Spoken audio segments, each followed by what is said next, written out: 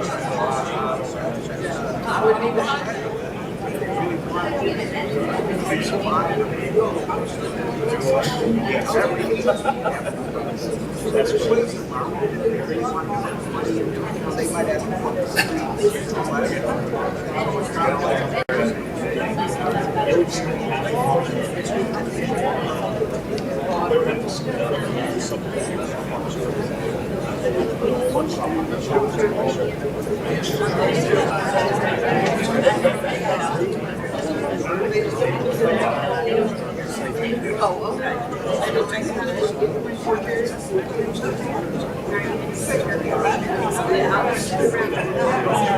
Yeah, you already got one.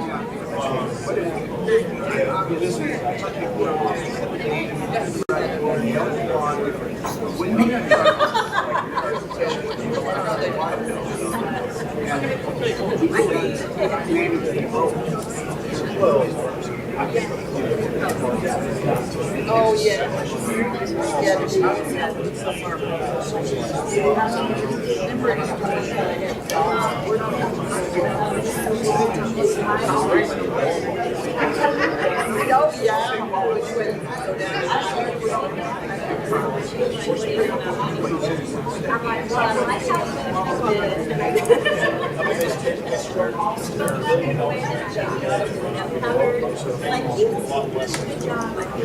Is there any way to Somebody from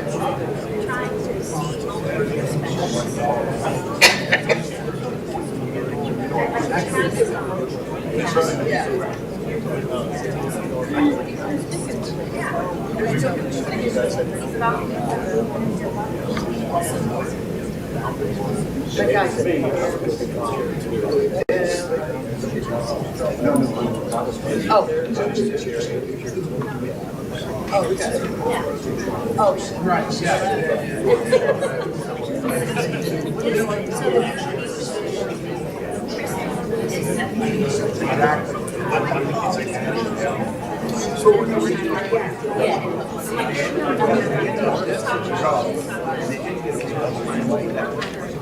I know that's what they are.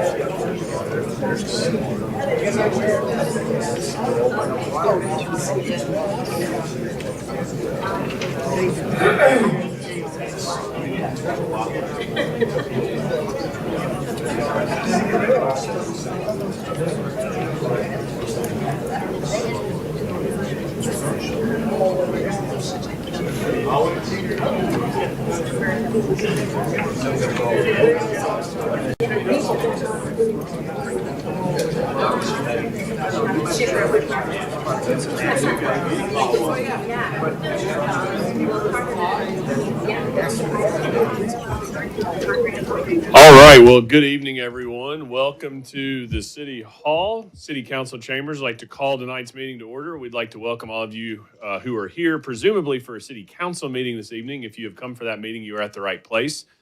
Before the start of that meeting, we do have 3 public hearings this evening, which we will go through, and then we will call the meeting to order.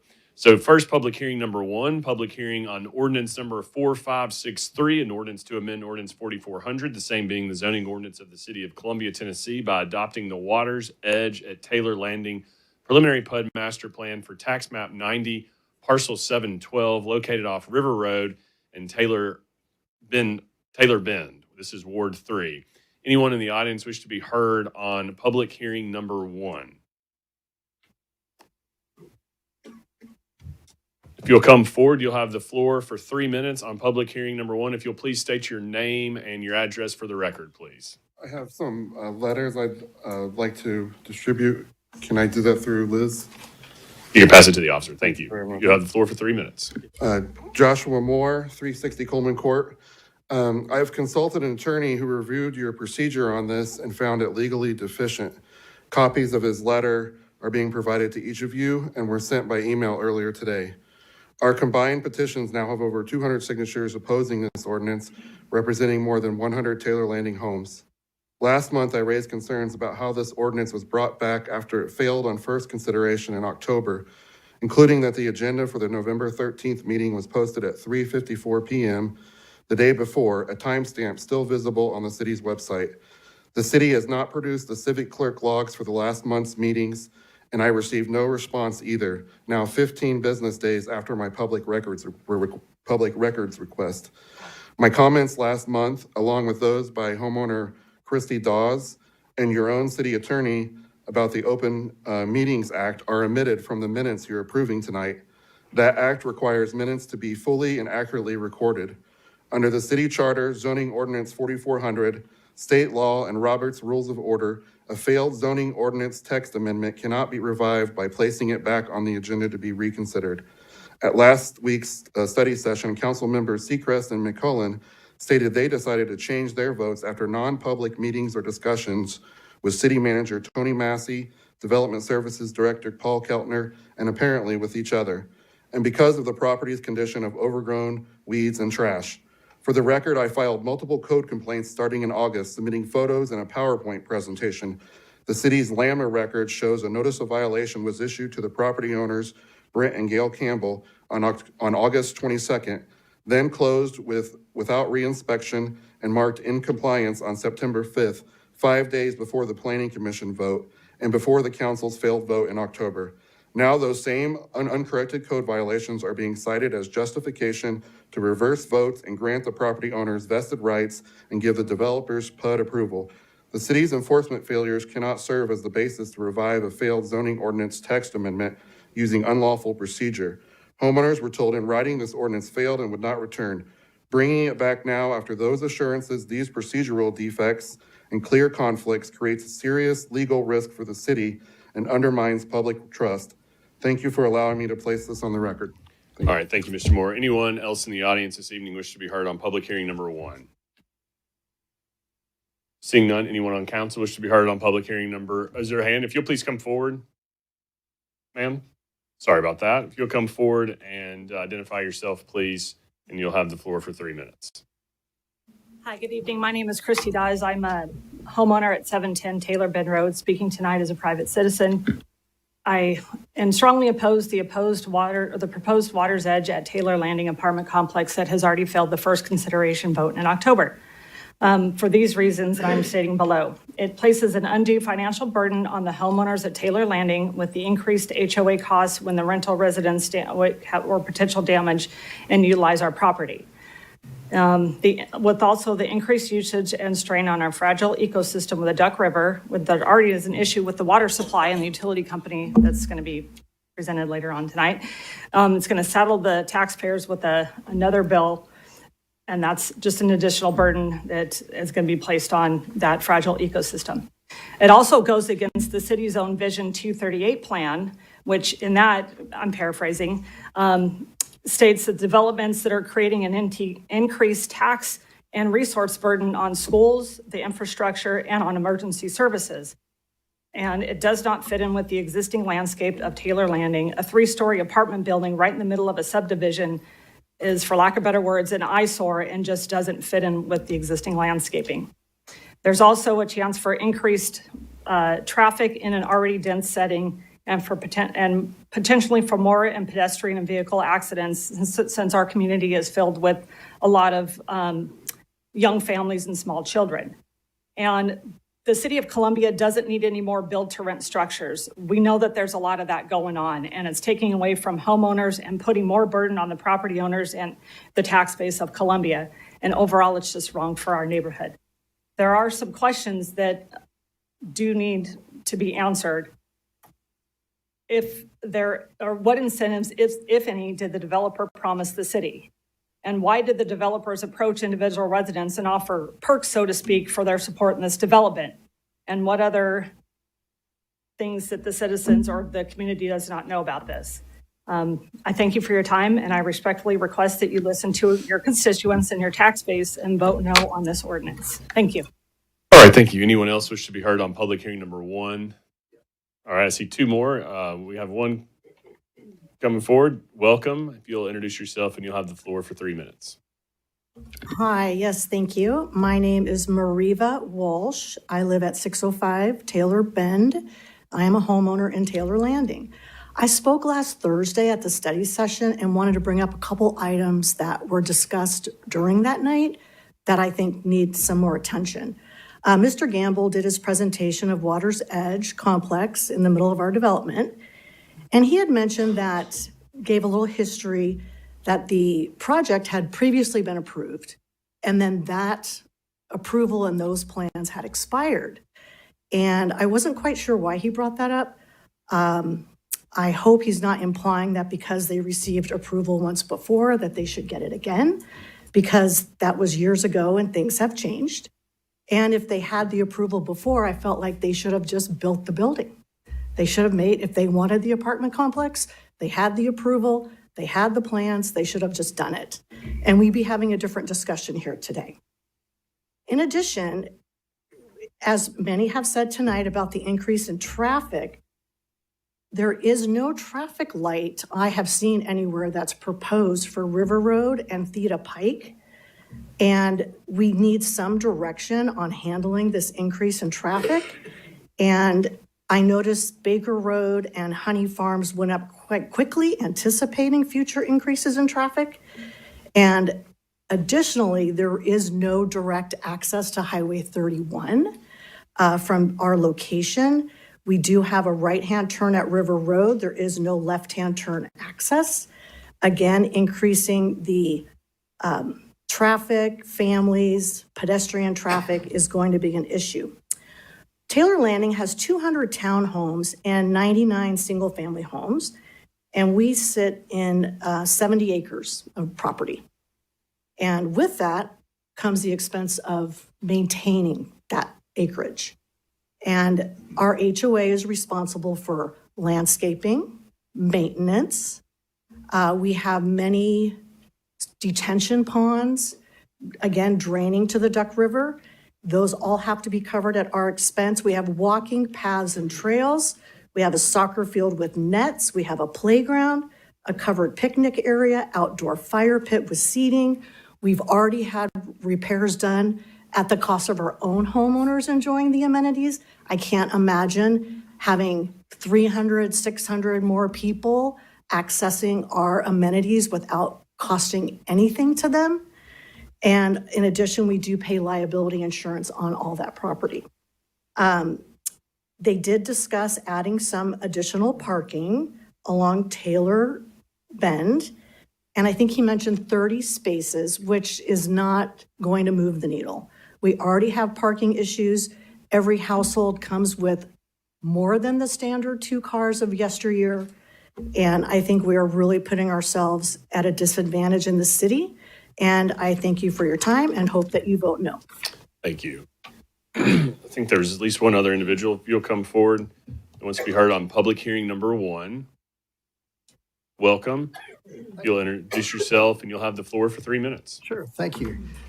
My name is Howard Todd. I reside at 203 River Road and have lived at that location for about 3 years. I appreciate the mayor and the vice mayor and the city council for hearing our comments and opinions. As you already can tell, there is a difference of opinion in some ways, and I wanted to share my perspective. I'm here on my own accord. Nobody asked me to come and speak. I decided a long time ago that I would make up my own mind about issues such as this and not be influenced by social media or other kinds of campaigns to convince me that I should oppose or support something of that nature. I don't gain anything personally by being here. I'm totally here to just share my opinion and support. If you ask me tonight if I supported the approval of the Water's Edge project, I would probably say that support is probably not the right word. Have I found a reason to oppose this development? And the answer to that is I have not. I've not found that.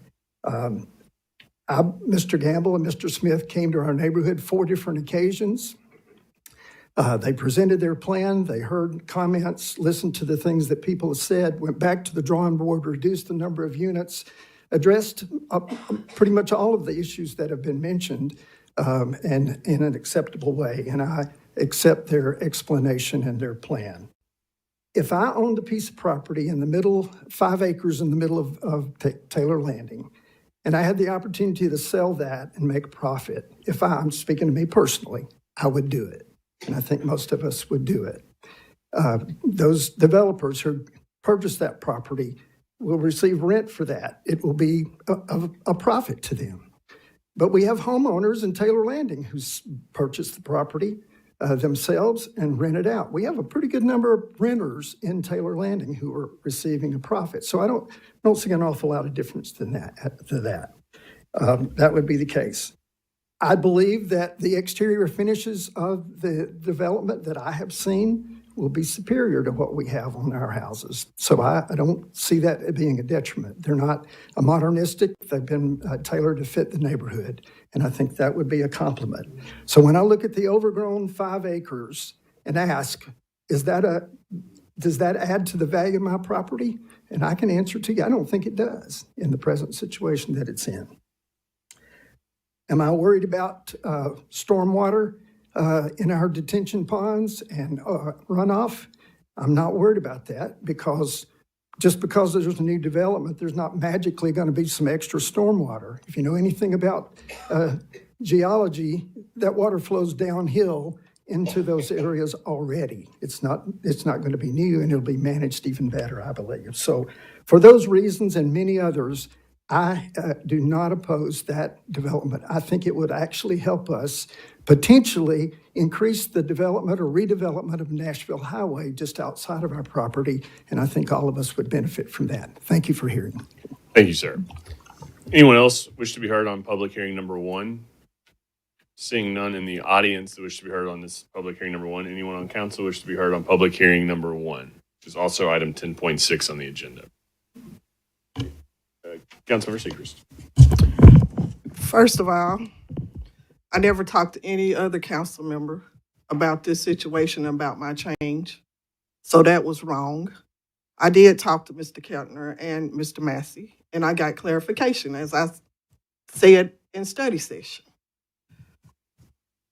Y'all are trying to do something with a property that you don't own. Do y'all own the property, the said property? I was once told over in my own neighborhood when they were getting ready to put something there, y'all had 4 times to listen to the developers talk to y'all. I had not one time to listen to the developers that came over. I was told, if it's not your property, you can't say anything about it. You can't do anything about it if it's not yours. But you know what? I have gotten so many emails I have gotten an email that said that if I voted yes for this, it was going to be an investigation on my behavior. And I think that's quite crazy, but hey, bring it on. And I hate to talk like this because I know it's supposed to be a professional situation, but I'm just going to tell the truth and I'm just straight up about it. So before you get up, and I'm glad that you guys got up and spoke. I have nothing against anybody saying anything, but just want to let you know that if it's not your property, there's nothing you can do about it. And I learned that myself. Thank you. All right, any other member of council wish to be heard on public hearing number 1? Hearing none, entertain a motion to close public hearing number 1. Motion's made by Councilman Marshall, seconded by Councilman McCullen. Any other discussion on the motion to close this public hearing? Hearing none, Mr. Jablonski. Mr. McCullen? Mr. Huffman? Ms. Seacrest? Mr. Marshall? Mr. McKelvey? Vice Mayor McBroom? Mayor Mulder? Aye, public hearing number 1 is closed. Next item, public hearing 2, public hearing on ordinance number 4568, an ordinance repealing Title 7, Chapter 2 of the City of Columbia Municipal Code entitled Fire Prevention Code in its entirety and replacing it with a new Chapter 2 adopting the 2024 International Fire Code, including Appendix B and C, with certain amendments, providing limited exemptions for public safety and infrastructure projects, and requiring a business portal registration. Anyone in the audience this evening wish to be heard on public hearing number 2? Seeing none, anyone on council wish to be heard on public hearing number 2? Councilor McKelvey. I'd like to ask Chief Cummings to come to the mic, please. Chief, you can come forward, please. Evening, Mayor, Vice Mayor, members of council. Go ahead. Chief, I appreciate you being here. The new ordinance that we're looking at tonight is for the 2024 year, and the state goes by the 2021 code. Is that correct, Yes, sir? sir, they're behind us. So I guess my question is, if there is and most fire hydrants have a 6-inch water line, is that right? Have a minimum size, yes. Minimum size. Yes, sir. So if that minimal size water line is up to a 500 gallon per minute hydrant, Starts out at a minimum. Starts out. 100 gallons per minute. Yes. right, can that be changed to a 1,500 gallon per minute hydrant? Yes, so you wouldn't be changing the hydrant out. The current infrastructure that's there, as the system improves, it would improve with the system, and refer that to our experts. Mhm. But definitely, they wouldn't have to go back and change any of that. As the system improved, as the loops came in on the dead end loops and stuff, the system would just naturally increase without having to go out and hands touch it. Okay, So that's the way the system's designed. okay. Thank you. That was a question that I needed answered, and because, if anything, we want fire safety, and Yes, sir. as our capacity increases, knowing that these hydrants can be used if Yes. needed at a 1,500 gallon per minute use. Yes, sir. I think that's what we need. Thank you, sir. Thank you. Any other member of council wish to be heard on public hearing number 2? Councilor Huffman. Chief Cummings, how many older subdivisions are there in Columbia that doesn't need fire? Doesn't have this 500 or 700? Not entire subdivisions. There are some spot hydrants here and there. And if you're out in town and you see one and it's red, totally red, I know you can't go. right, we can't hook onto them with our pumps. There's a handful of those here and there. But as the system improves with this plan at CPWS, Doesn't have a lot. okay. Closest one to me is probably 1,000 feet more. Well, with the new standard, they have to be within 600. Yes, sir. I didn't know where you were. I know there's a lot of them in Columbia that. Yes. Subdivision. Older subdivision, yes. Sir. In the older subdivisions, the problem with some of them is they had a lot of dead-end runs, and that greatly affects your water availability, especially if you don't have a loop, because water can come from 2 directions. All right, any other questions or any other member of council wish to be heard on public hearing number 2? Hearing none, entertain a motion to close public hearing number 2. Motion's been made, properly seconded. Any discussion? Hearing none, Mr. Jablonski. Mr. McCullen? Mr. Huffman. Ms. Seacrest. Mr. Marshall. Mr. McKelvey. Vice Mayor McBroom. Mayor Mulder. Aye. Public hearing number 2 is closed. Final public hearing 3, public hearing on ordinance number 4571, an ordinance to amend the fiscal year 25-26 budget, ordinance number 4544, as amended, providing for the revisions to the general capital projects and grants funds. Any member or anyone in the audience this evening wish to be heard on public hearing number 3? Seeing none, any member of council wish to be heard on public hearing number 3? Hearing none, entertain a motion to close public hearing number 3.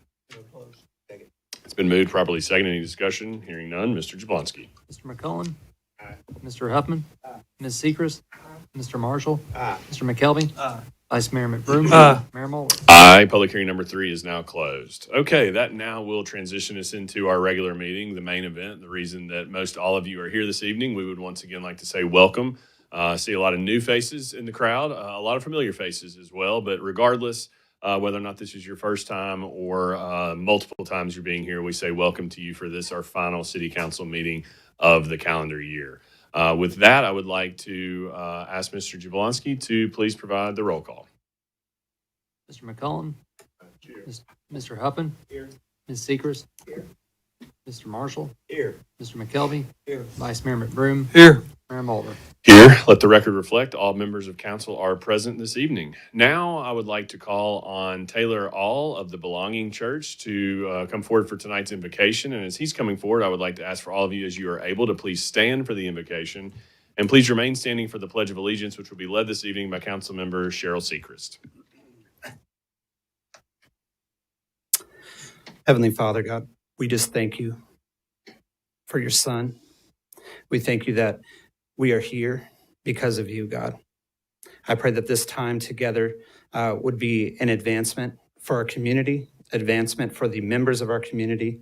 I want to thank you for our council members, Lord, and what they pour into this community. I pray for blessing on them this season. I pray for blessing on every member of this community this season, Lord, that your provision would be poured out in this community. God, that we would operate from a place of love, joy, peace, patience, kindness, goodness, faithfulness, and self-control, God, tonight. And that everything we do would be in honor of you. We thank you, God, for your presence here tonight. And we thank you for this time. In Jesus' name, amen.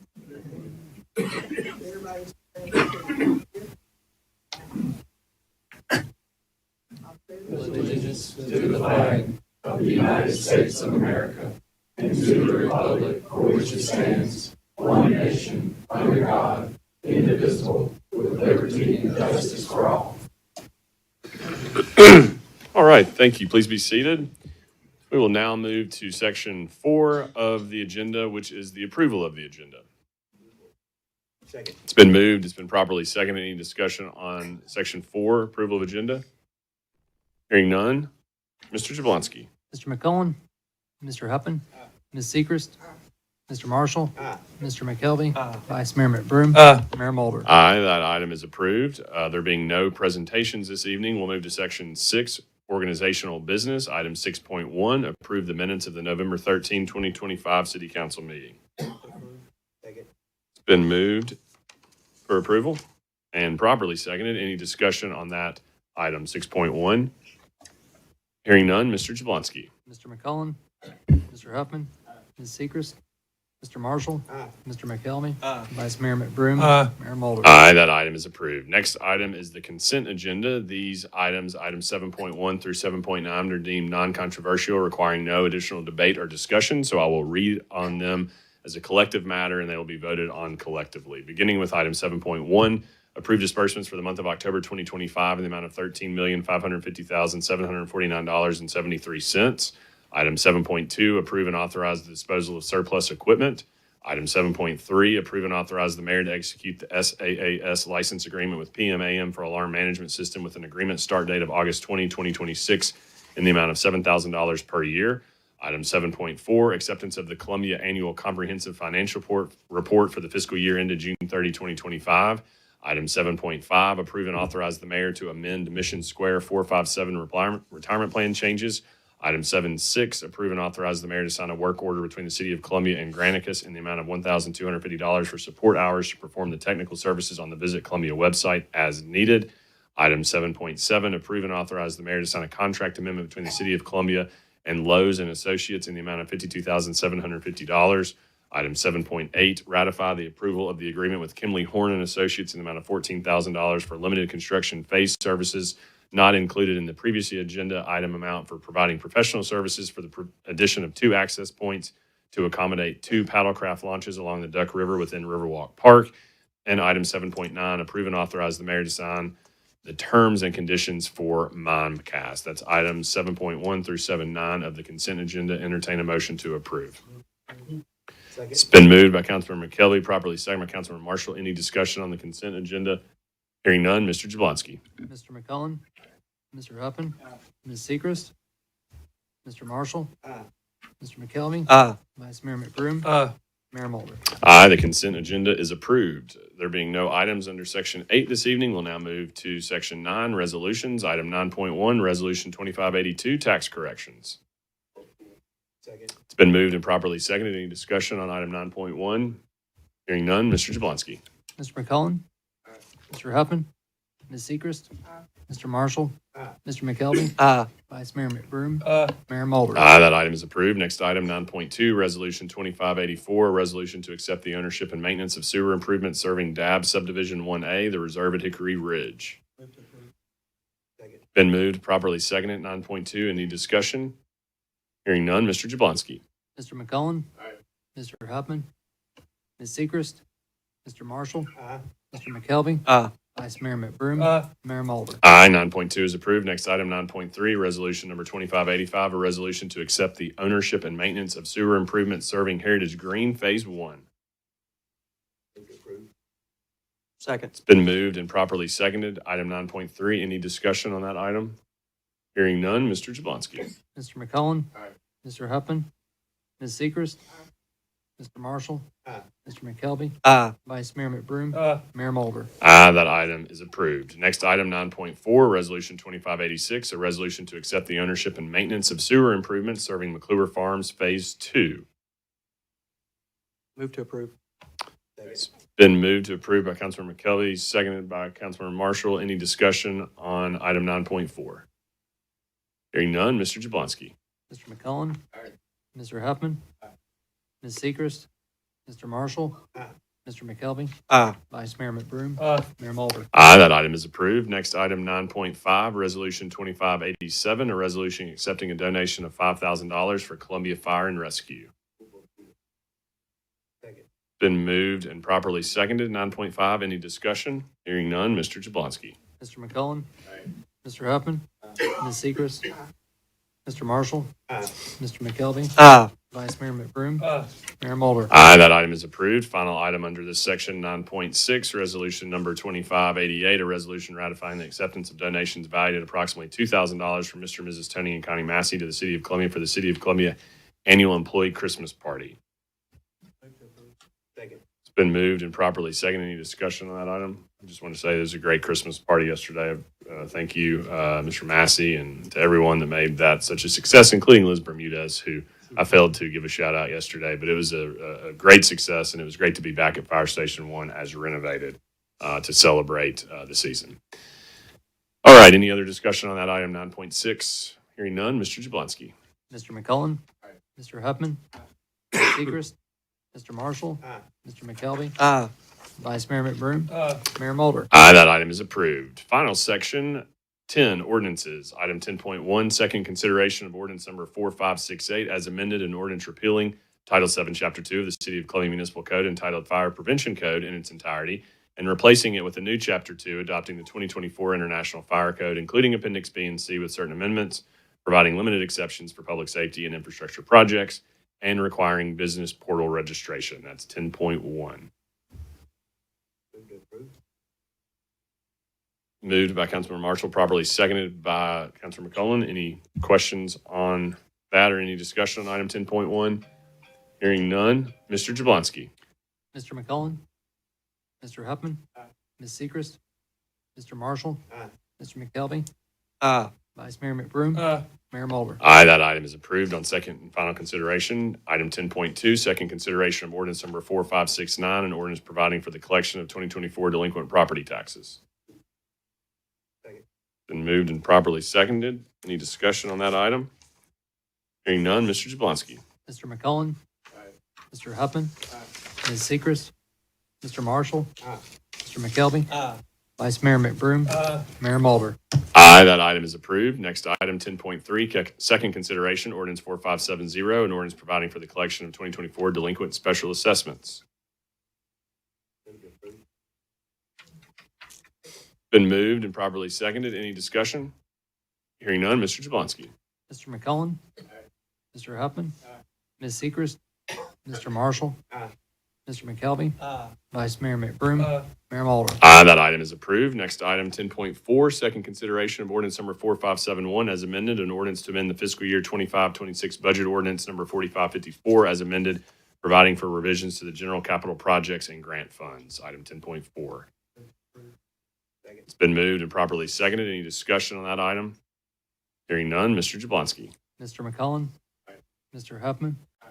Ms. Seacrest. Mr. Marshall. Mr. McKelvey.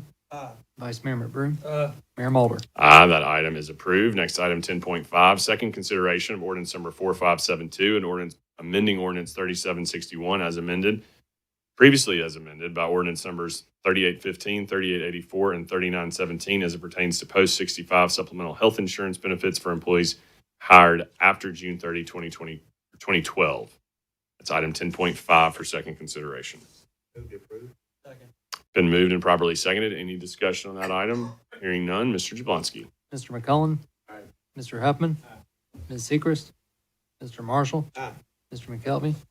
Vice Mayor McBroom. Mayor Mulder. Aye, that item is approved. All right, item 10.6, first consideration on ordinance number 4563, an ordinance to amend ordinance number 4400, the same being the zoning ordinance of the city of Columbia, Tennessee, by adopting the Water's Edge at Taylor Landing preliminary PUD master plan for tax map 90, parcel 712, located off River Road and Taylor Bend Road, Ward 3. Vice Mayor, do you need to say something on the record? Yes, I need to say on the record that I will be staying on this vote. I own a piece of property in the subdivision or close to the subdivision.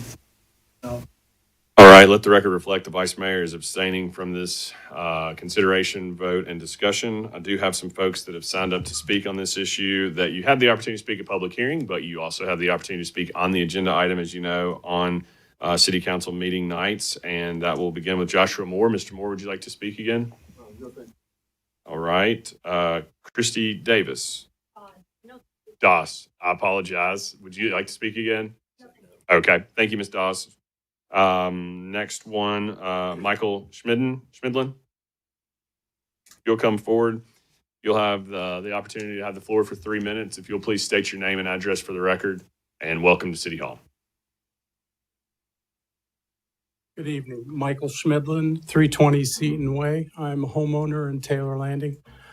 Mr. Mayor, Vice Mayor, Council, thanks for the opportunity to speak. I've been involved with the developer since the very beginning of this process over a year ago. They have met with us and been nothing but forthcoming and accommodating of every reasonable request that we made of them. I live right across the street from the proposed main entrance to the new development. And I would like to remind everybody that there is a sister project right across the street from this already approved. Similar buildings, apartment buildings that are 3 stories or 4 stories tall, the Harbor Freight Lot, and townhomes. So I think that this will actually finish our neighborhood, and it will certainly add to the potential values of all of the properties within. I don't understand the adverse reactions, quite frankly. But to each their own. Anyway, I'm not going to belabor the point. I am for this development, and I think that the developer has done a good job of communication, meeting with us, and addressing all of the concerns that we mentioned to them in all of these public meetings. In addition, they had private meetings with a group of individuals who were representing their own interest, because we don't have an HOA in our community that is not developer-led at this point yet. So with that, thank you very much. Appreciate it. Thank you, sir, for your being here this evening. There are a couple of people that signed up that did not list an agenda item, and I just want to make sure that this is not the item that they wish to speak on. Randy and Bev. All right. How do you pronounce your last name? Eiler. I'll be ready for it. Eilers. Okay, Mr. Eiler, I'll be ready. I'll be ready for you. Mr. and Mrs. Edens signed up to speak. EDDINS. Is it on the item 10.9, the water issue? Okay. I'll be ready for y'all as well. Just want to make sure that you were not wanting to speak on this item. And then on the last page, Mariva Walsh. Yes, I would like. All right, Ms. Walsh, welcome back. You'll have the floor for 3 minutes. Hi, thank you for having me again. Mariva Walsh, 605 Taylor Bend Road, homeowner in Taylor Landing. As Joshua presented, we have over 100 homes represented on a petition where our community is concerned about the traffic, the property, as I discussed earlier, the amenities, the cost to the homeowners, the change in our landscape of our development. And while some are going more for the aesthetics, that's great. We're looking at the more practical issues of owning a home there, investing. A lot of us are retirees or young families, and it's a big investment to buy a home or townhome in this area.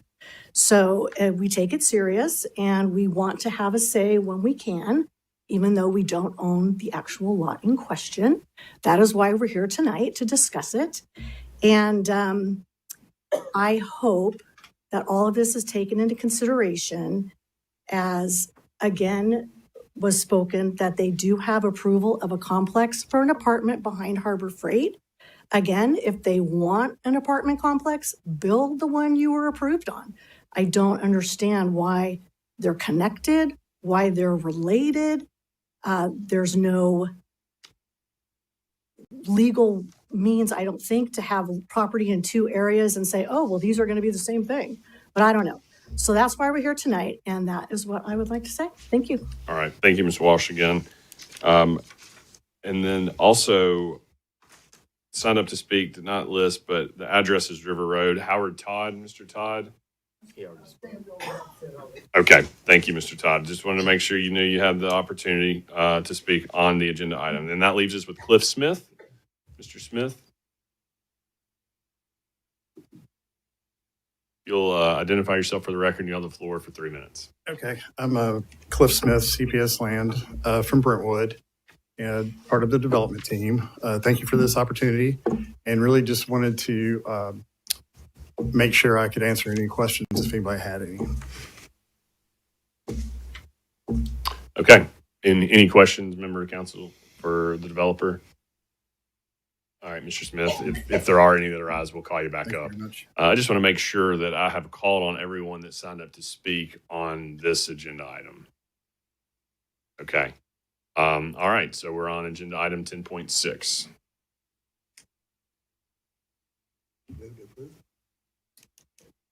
Motion's been made and properly seconded. Any discussion on item 10.6?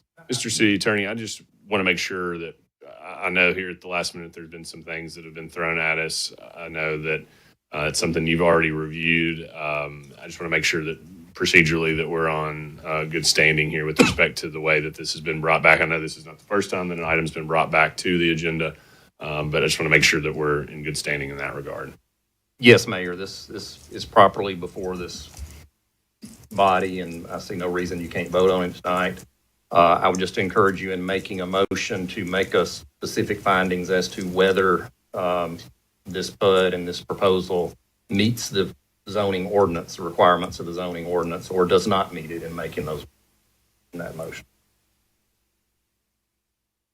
All right, the motion was made by Councilmember Marshall. Mr. Marshall, you heard the city attorney indicating that a motion needs to state that it does meet the zoning ordinance requirements. Or that it doesn't, whatever your motion's making. And I say that on any motion, that if there are factors you're to consider, whether it's the zoning ordinance or any others, that just be sure if this council is supposed to make findings that it either meets or doesn't meet the ordinance. Yeah, I'm going with meeting the zoning Meeting the zoning requirements All right. with the PUD. So the motion has been made. Yeah, for that. All right. Is that motion likewise seconded, Councilmember Cullum? All right. So the motion's been made. It's been properly seconded. It is properly before this body, Mr. Hubble. Is that correct? Any further discussion on this item on first consideration 10.6? All right. Hearing none, we'll take the vote. Mr. Jablonski. Mr. McCullen? Aye. Mr. Huffman? No. Ms. Sechrist? Aye. Mr. Marshall? Aye. Mr. McKelvey? Aye. Vice Mayor McBroom? Abstain. Mayor Mulder? Aye. That item 10.6 is approved on first consideration. Next item, 10.7, first consideration of ordinance number 4567, an ordinance to amend Title III of the Columbia Code regarding municipal courts. It's been moved and properly seconded. Any further discussion or any discussion on this item for this evening? Hearing none, Mr. Jablonski. Mr. McCullen? Mr. Huffman? Ms. Sechrist? Mr. Marshall? Mr. McKelvey? Aye. Vice Mayor McBroom? Aye. Mayor Mulder? Aye, that item is approved. All right, item 10.8, first consideration of ordinance number 4576, an ordinance to amend Title 18, Chapter 3 of the Columbia Municipal Code by amending 18310 to increase the water impact fee upon new water customers to serve the demand for water system capital facilities and public improvements, and establish the date of January 8, 2026 of public hearing. I think most of you have signed up to speak on item 10.9 with respect to the rate increase, not as to the water impact fee on item 10.8. But out of an abundance of caution, I do want to make sure that I am correct. There is one page that everybody wrote 10.9. Mr. Chun, you listed this item as well as the next item. Would you like to speak on this item or the next item? That's correct. The next item? Or on this item? All right, come on forward, Mr. Chun. You'll have the floor for 3 minutes if you'll provide your name and address, and you'll have the floor for 3 minutes. I hope my 3 minutes don't involve both. Well, let me state, this is on just the water impact fee, Very not good. on the rate increase. Very good. First of all, my name is Larry Chun. I'm retired from American Water System. And after watching these water systems for the past 30 years, the Duck River Agency has completed numerous studies on the Duck River and being very costly to us. Before 2025, planning of additional water was needed and thought upon, and should have started planning for it, the cost effectiveness a long time ago. These impact fees are late in being implemented. They should have been implemented and collected a long time ago. I guess my question is, and my consideration to the committee, that we're already late in financing our water infrastructures. And this one should have been done a long time ago. And if it was, where's the money that it collected? Thank you. All right, thank you, Mr. Chun. We're on item 10.8. Mr. Pravetti, looks like you've signed up to speak on both, so you'll have 3 minutes on the water impact fee. Welcome. If you'll provide your name and contact information, you have the floor for 3 minutes. Thank you, Mr. Mayor and City Council and other members. Eric Pravetti, 101 Casey Valley Drive, Columbia, Tennessee. I live in the 4th Ward. Councilman Marshall is my councilman. I serve as a county commissioner for the 2nd District, which is the southwest portion of Columbia. I'm here to speak in full support of this impact fee. And as the previous speaker, the Honorable Mr. Chun just said, definitely this is a lot of money has been left on the table. And I guess I have the same question. If it's been collected in the past, where did it go? But definitely growth. We say growth should pay for growth, but we know that that's not the case. It does a portion of it, and we need to get as much of it as we can, and we need and not leave that money laying on the table. So I'm definitely in support of these impact fees for the growth, because this is what needs to pay for these other infrastructures, not the residents that have been here their entire lives, not the those with the income restricted ones, and we'll talk about more of that when we get to the water. But definitely, this is in support of that impact fee. Thank you all. Thank you for each do. All right. That is, let's see, the next on the list. Ehlers, just want to make sure y'all are 10.9, not 10.8. The rate increase. All right, just making sure. Mr. Grooms, Commissioner Grooms, looks like you signed up for both. Would you like to be heard on this issue? Just 10.9. 10.9. Okay, there you are, Commissioner. Thank you.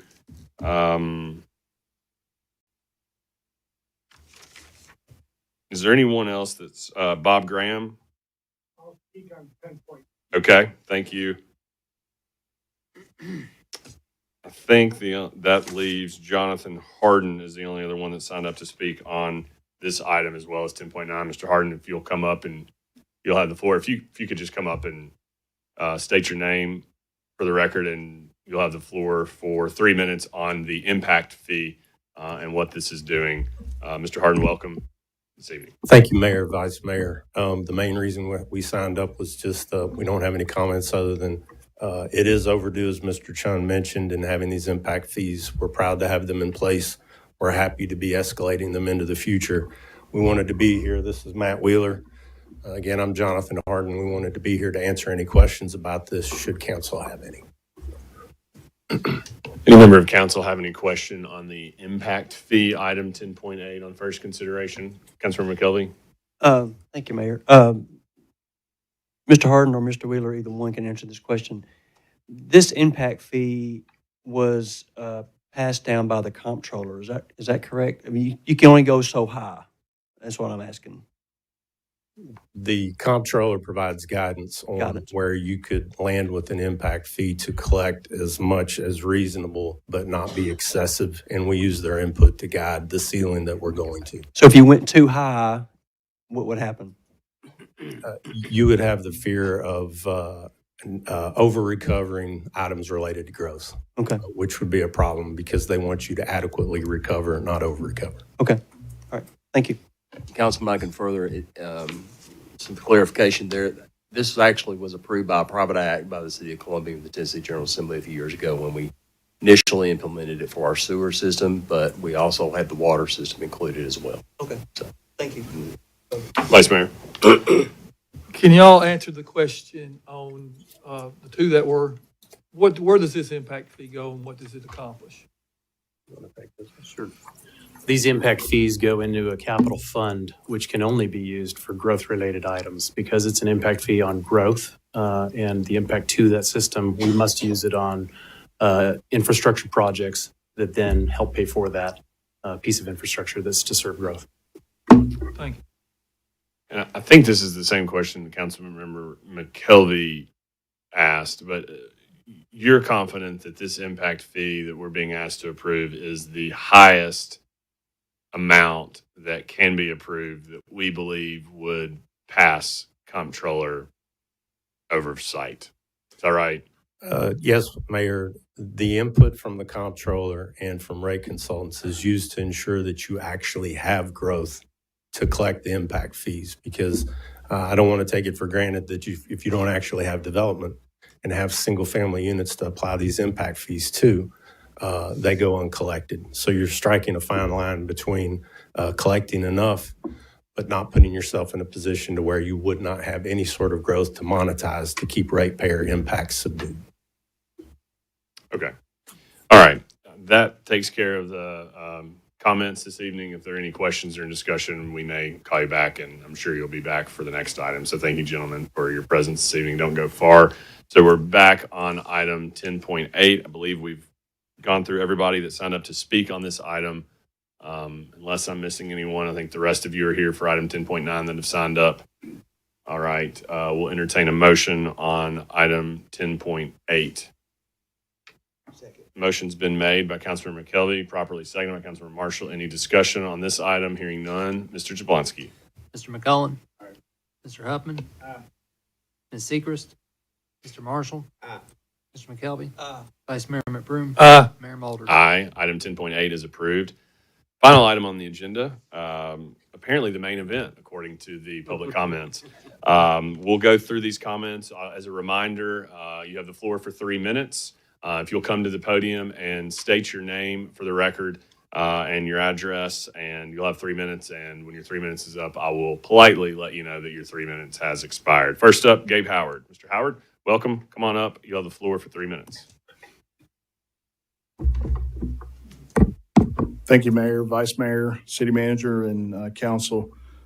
I sat at this podium around 4 years ago, sounding the alarm on our water supply, and I was told in a public meeting we did not have a water supply issue. Tonight we're here because that warning was not heeded, and now the solution being placed before the people is a 150% rate increase on current ratepayers, many of whom had no voice in creating this situation, and they still have no seat at this table. Let me be clear. I support responsible infrastructure investment. I support planning for growth. I support protecting the Duck River, but growth must pay for growth, and it doesn't. Not being placed on the backs of the longtime residents, families, and small businesses who are already stretched thin. That's why I've consistently advocated to this body for a regional water authority.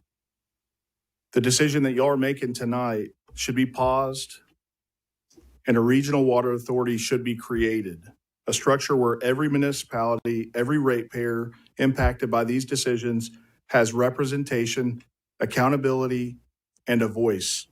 A single city-owned utility should not be the default regional authority for a project of this scale and a regional consequence. The only fair way forward is for everyone affected to have a seat at the table. For the last several years, I operated under the belief, along with many others, that the City of Columbia already had the authority to impose impact fees on new developments. I kept asking, where are they? What are they using it for? The more I dug, the more alarming the reality became. In the section of the Columbia City Charter where that authority should exist, section 1.07, the key phrase, and assess fees for the use of or impact of these services is absent. The language doesn't exist in the general law charter. That means something incredibly important. Columbia does not currently have the authority to impose development impact fees. I reached out to Representative Sapicki and he checked with state legal. Why has this body not enacted impact fees? We've experienced some of the most aggressive growth periods here in Tennessee without the most basic tools cities use to make growth pay for itself. And here is the part that should concern every single person in the room. By a simple 2/3 vote, this council could amend the charter to include impact fee authority and send it to the General Assembly for ratification. This power has always been available, and yet no one before you has ever used it. This should alarm all of us. My ask you tonight is vote no on the proposed water rate increase. Not forever, but for now. We need to pause and plan, not a rush to judgment on a $500 million commitment without regional representation to proper funding mechanisms.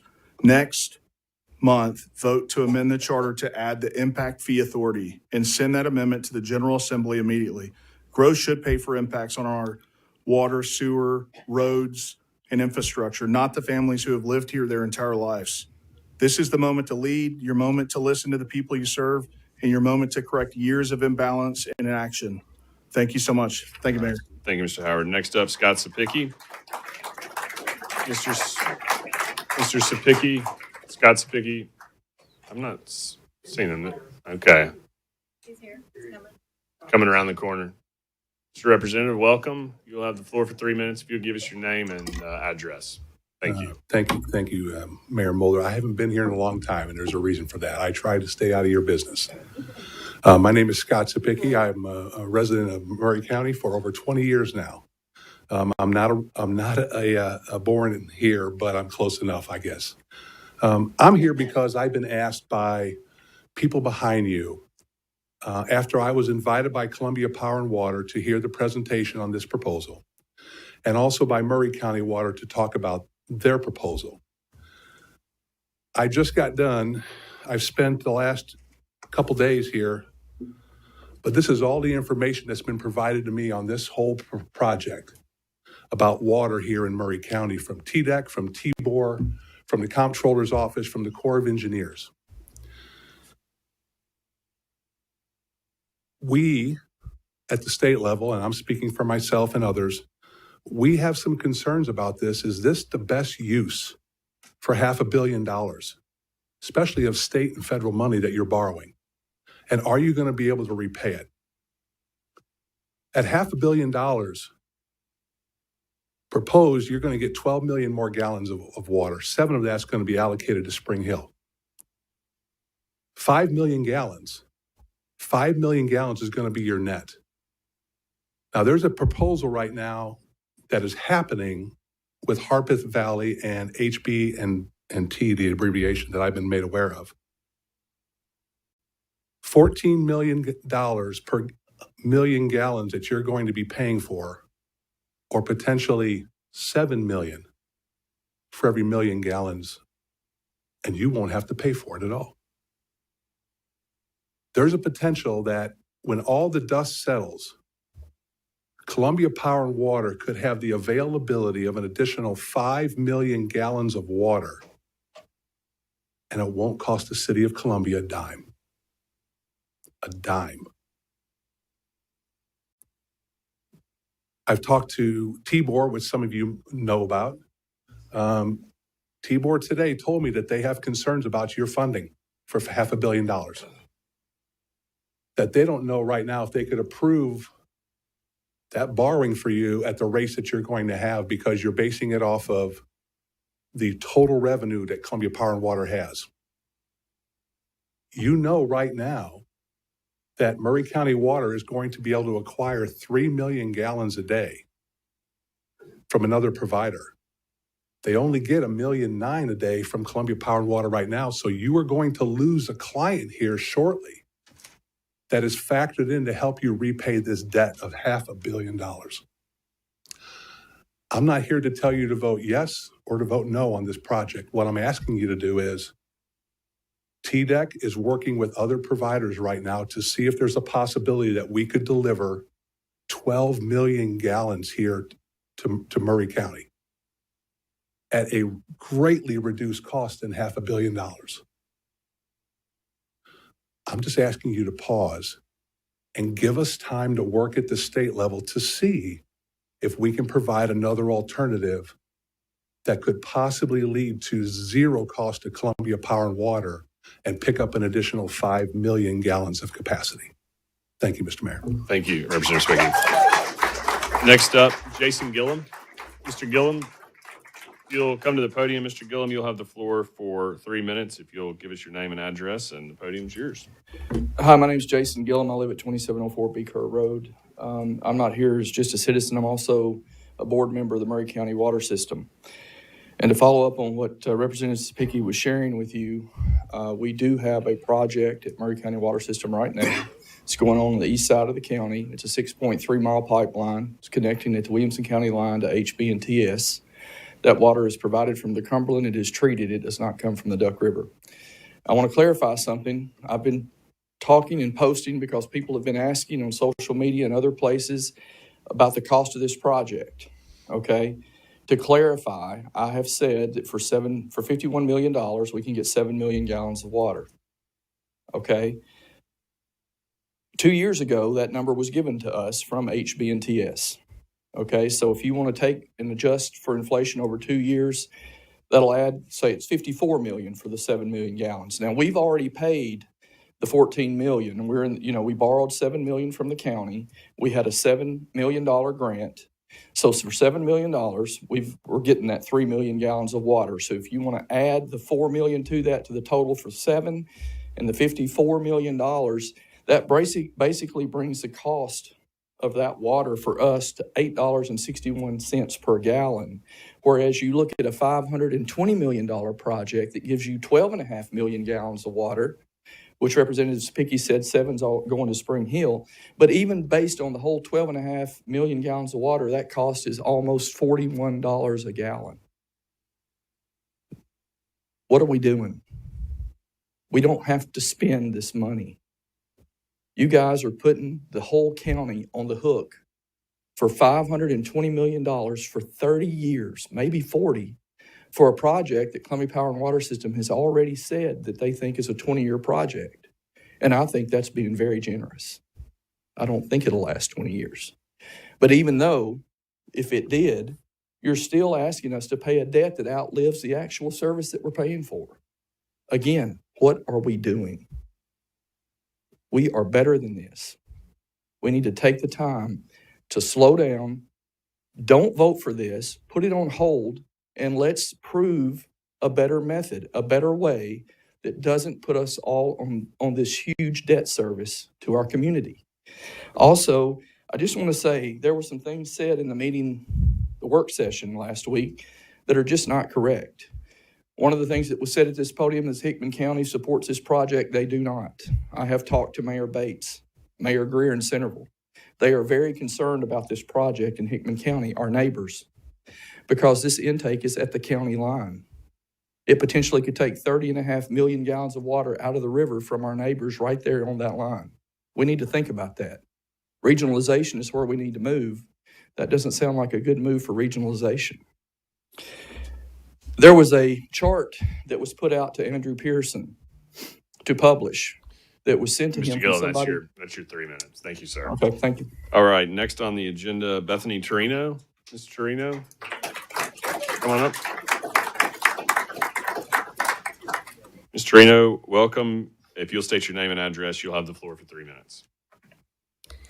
Good evening. My name is Bethany Torino, 700 Baker Road, and that is in the county.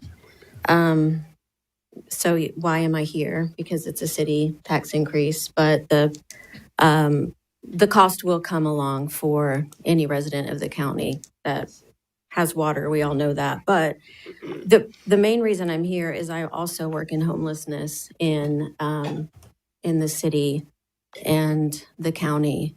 And I work on city, county, state level and understand in a very real, in a very real life way, how coordination does not happen between the systems and the levels of government that it should happen between. And with homelessness, this is very consequential because we still have homeless people on the street and we don't need to. If we would just coordinate, we could fix that. Well, in this instance, I just found that there is a law, Tennessee law, TCA 641-1201, that allows for, it's a Tennessee law where they have put into place, it allows cities, counties, and utility districts to form a regional water authority together. A regional water authority is a shared governing body where everyone who uses the water system has a seat at the table. It's dangerous when everyone is not at the table. It's dangerous. We need each other. We need each other's perspective. And it's not about being mad at each other. It's a time to come together because $500 million is a lot of money. Thank you. Thank you, Ms. Torino. Next up, Marcia Howard. Ms. Howard, welcome. You'll have the floor for 3 minutes if you'll give us your name and address for the record, please. Thank you. Marcia Howard. I live at 1092 Cranford Hollow Road, Columbia. And I want to thank you, Mayor, Vice, and the City Council for allowing my time to speak to you. I am also a board member of the Maury County Senior Center. I'm speaking, though, on my behalf, not on the board's, because I am a senior. My concern is what financial burden will this put on us who are on fixed incomes? I see seniors eat at the center because they can get better nutrition there at the center than they can do at home. And so I just ask also for a pause to review this proposal. Is this only a city concern or a regional concern? And to please look at all options to protect and serve the people you serve when you make your decision. And I thank you again. Thank you, Ms. Howard. Next up is Katie Martin. Ms. Martin, you'll have the floor for 3 minutes if you'll give us your name and address for the record, and welcome. You have the floor for 3 minutes. Thank you. My name is Katie Martin. I live at 206 South Cherry Street in Mount Pleasant. I wanted to start actually by saying that we pay some of the highest water rates in the county. So I understand why all these people are here right now. So I just want to begin with that. But I also want to start by repeating something many of you often say on social media. Affordability matters. You say it when discussing healthcare, when discussing food insecurity, and when acknowledging the financial pressure ordinary families face. Tonight, I'm asking you to apply that same principle to your own utility system. According to CPWS's proposal, water and sewer bills could rise nearly over 150% over 5 years. That is not a routine adjustment. It is a massive increase that will hit ordinary families the hardest, especially those already living on fixed incomes or struggling to keep up with rising cost of living. At the same time, CPWS continues issuing water availability certificates for new developments, even when the environmental risks are clear. So I ask, why are longtime residents being asked to subsidize a system that is actively pushing growth outward, even when that growth threatens the resources that we all depend on? Council members, you speak often about protecting affordability. Tonight is your opportunity to act on that commitment. A vote for this proposal, as written, is a vote to make water, the most essential, irreplaceable resource, significantly less affordable for the people you represent, and also the people outside of your representation. Sorry. All while continuing to subsidize risky and unbalanced growth. I urge you to vote no, or at the very least, defer this proposal until CPWS brings forward a fair, responsible, and community protective funding plan. Please stand with your residents, stand with affordability, and stand with fairness. And I also wanted to add that I'm not anti-growth at all. My husband works for a developer. It's not in my best interest that we never develop again. I know that comment was made by some council members, so I just wanted to say that I'm not anti-development, but I am a longtime resident, and I've seen how rising water rates affect everybody. I'm blessed to be able to afford my water bill in Mount Pleasant, and that water bill is so high because of reckless decisions made by previous councils, and we're still paying for it, and it's really sad and disgusting. And but I thank you for your time, and I hope that you do what's right by these people back here. Have a good night.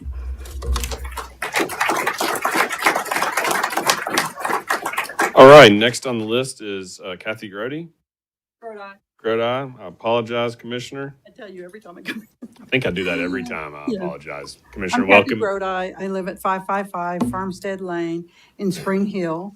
I am a county commissioner for District 6, working on my 3.5 years. I represent 10,000 people in District 6. I'm also a board member of the Maury County Senior Center, and I represent about 900 members that come there every day.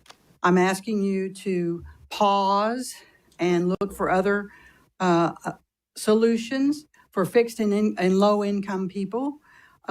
You should have been given or been aware of the county commissioners signing a letter that a lot of county commissioners, or I don't know the exact number, the mayor may be able to say that, how many county commissioners ask you to pause and vote no or just pause. A rate increase of 149% is not the final story, the end of the story. It doesn't talk about the depreciation of $40 added to everybody's bill in addition to the 149%. I would ask that one of the city commissioners abstain from voting on this, as I have been told that he serves on the CPWS board. Thank you.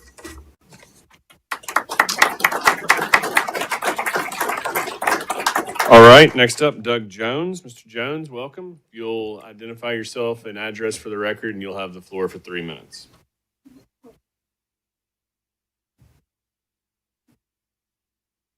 Thank you, Mr. Mayor, Mr. Vice Mayor, Council. Thank y'all for letting me speak. My name is Doug Jones. I represent the Duck River Conservancy. I'm the president of it. We're charged with protecting the river. We're the only group in Tennessee that's charged with protecting the Duck River. We're landowners, we're farmers, we're also Boy Scouts and school teachers up and down the river from Coffee County to the Tennessee River. I can tell you, and I'm going to get off my record and say I agree with Representative Chapicki and Mr. Gillum, and I second everything they said. But I can tell you go outside of the city limits of Columbia and you can't find anybody supporting this. And I say that with all due respect. It's just true. we're going to do a little history, but first I got to clear up the record Mr. Gillum brought up about Hickman and Centerville. Mr. Gillum very politely said, well, they don't really agree with what was told y'all last week, that Hickman County supported it. That's a flat out lie. The mayors of Hickman County and Centerville are against this. It was an insult to put that proposed state plant right on the border. Nebraska and the city of Denver did that. Columbia Power didn't come up with this. The city of Denver did. And right now they're still in the Supreme Court. And instead of trying to work with each other, city of Denver did it, and it's been a failure, and they're in the Supreme Court right now. So no, Hickman County objects to it. I hadn't found any county or anybody else outside this city that supports this. You need to put it off and study it. Think about what you're doing. They're wanting to sell water outside the Spring Hill and ask y'all for $500 million. They should have come to you a lot earlier, not at this late date. But I'm going to finish with a little history for you. In 2007 and 2008, we had a terrible drought. And by the way, my family, the Joneses, are from Murray County since 1820. My mother's people are from Murray. She went to Zion School. I go way back with Murray County. But in 2007, we had a terrible drought, and we were desperate all up and down the river. Guess what we found out? We found out Columbia Power was selling water outside the valley. We don't trust Columbia Power, okay? We filed a lawsuit and stopped them. And one more thing, I don't know about my time, one more thing we learned in 2007, Columbia Power didn't tell y'all. They didn't tell the mayor. They didn't tell the city council. They didn't tell the county mayor. They just did it, and when we found out about it, we stopped them. So we ask you to oppose it or at least continue it. It's just too important. And the final thing, it's 2025, and if we're watching the news, affordability is the issue. We've got low-income people, we've got seniors, and we got farmers that are going to get hurt by this. And Chaz, I think my time's up. But anyway, thank you very much. Thank you, Mr. Jones. All right, next up is Jason Brooks. Mr. Brooks, you're recognized for 3 minutes. If you'll give us your name and address, you'll have the floor for 3 minutes. Welcome to City Hall. You may have been the first to arrive this evening. I was. Thank you. I wasn't planning on talking tonight, but I will. My name is Jason Brooks. Live at 113 Casey Valley Drive. When I saw this proposed deal come across, all that I could feel was that CPWS was bullying every single person in this town. I really don't think CPWS respects any resident in this town. All they want to do is take our money, charge us more, build up their business, sell all our water. It's disgusting. I'm passionate about this. I did not want to speak because I didn't want to say the wrong thing. I think half a dozen people up here on this board know me. You also know that I'm passionate about a lot of things, and I speak my mind clearly, typically.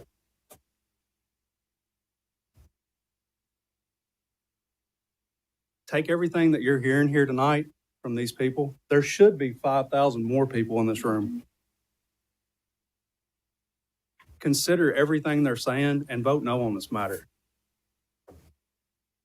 It's important. I own over 18 properties in this town. They're not, and none of them are newly built. I'm vested heavily in this town. I have a lot of tenants. They're concerned. Everybody in this room is concerned. All I can ask is that you vote no against CPWS asking for this money. Thank you for your time.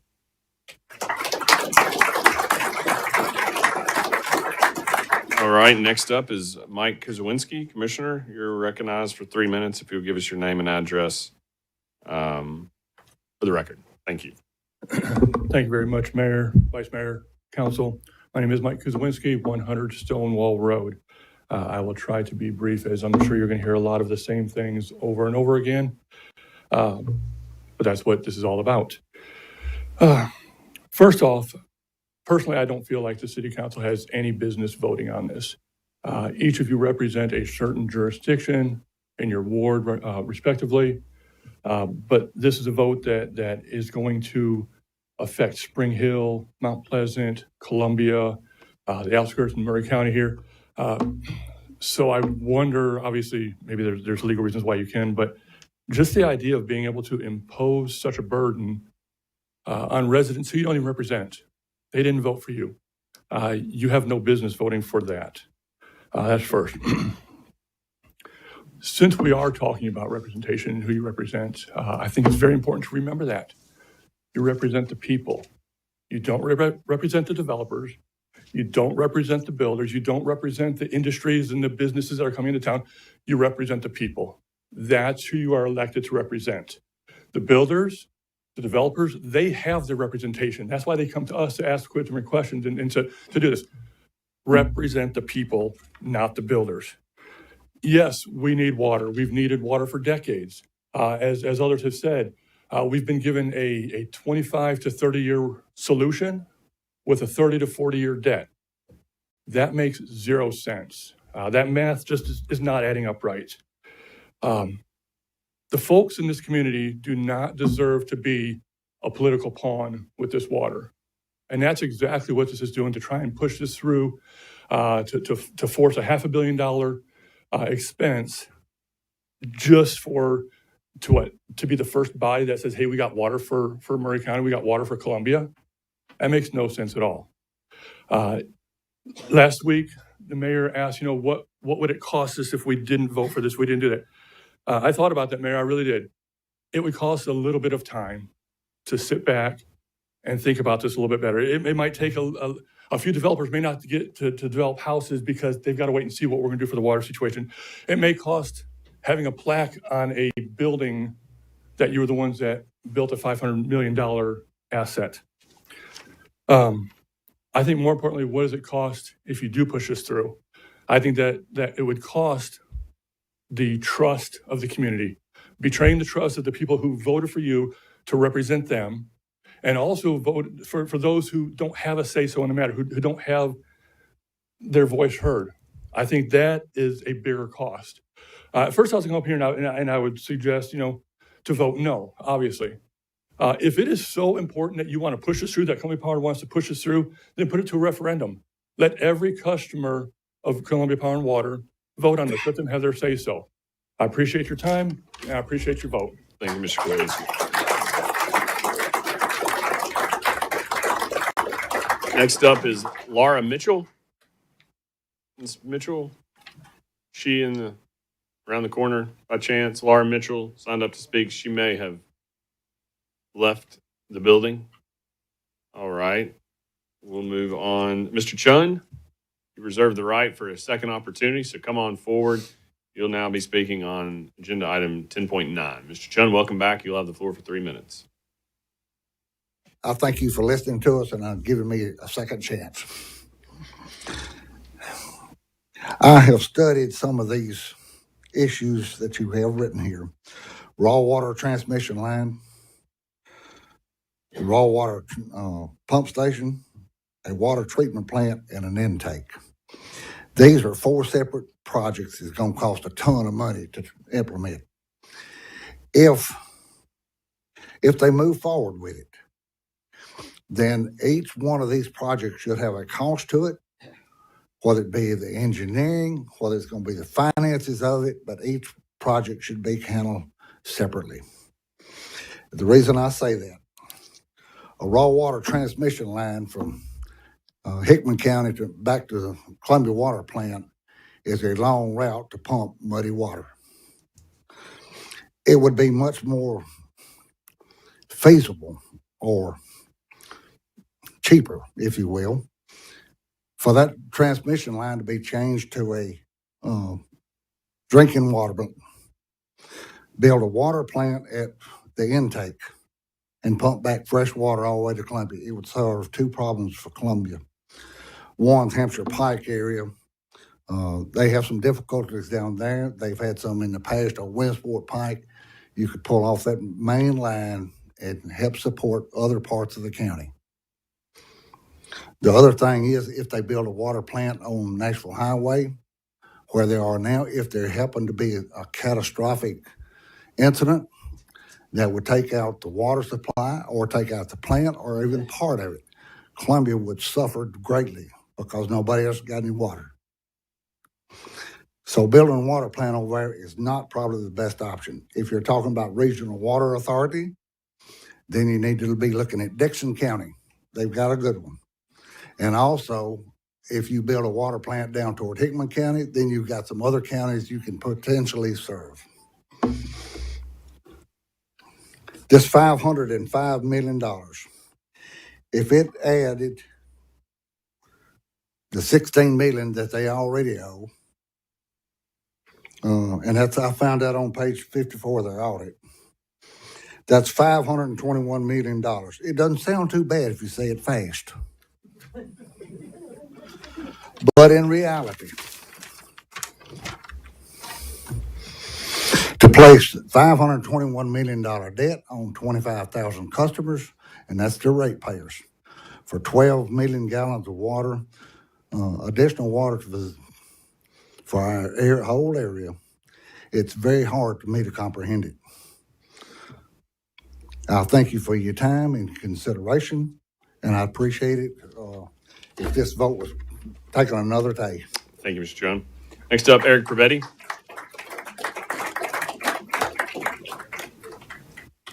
Mr. Prevetti, you have the floor for 3 minutes again. Thank you, Mr. Mayor, Mr. Vice Mayor, City Council, and other officials. Again, y'all know who I am. A lot of good things have been said tonight, and a lot of it is the same as what was said the other night. I'm a fellow elected official as you are, and I always tell the commissioners that half the people are mad at us all the time. We just don't know which half it is sometimes. In this case, it's very clear. I said last week that I spoke for the older generations. Mr. Brooks over here I went to high school with his mother. She was a very dear friend of mine. His grandfather is one of the elders I speak of that have elected for me. Sunnyside is an older neighborhood, and I've been there since I was a kid. And so those people have sent me back to the county commission 3 times, and they've been reaching out to me on this matter. And they're like, this is a burden that shouldn't be put on everybody that's been here, that built this town, that put this together, that have been for all these years, that it should be put on the growth, and growth should pay for growth.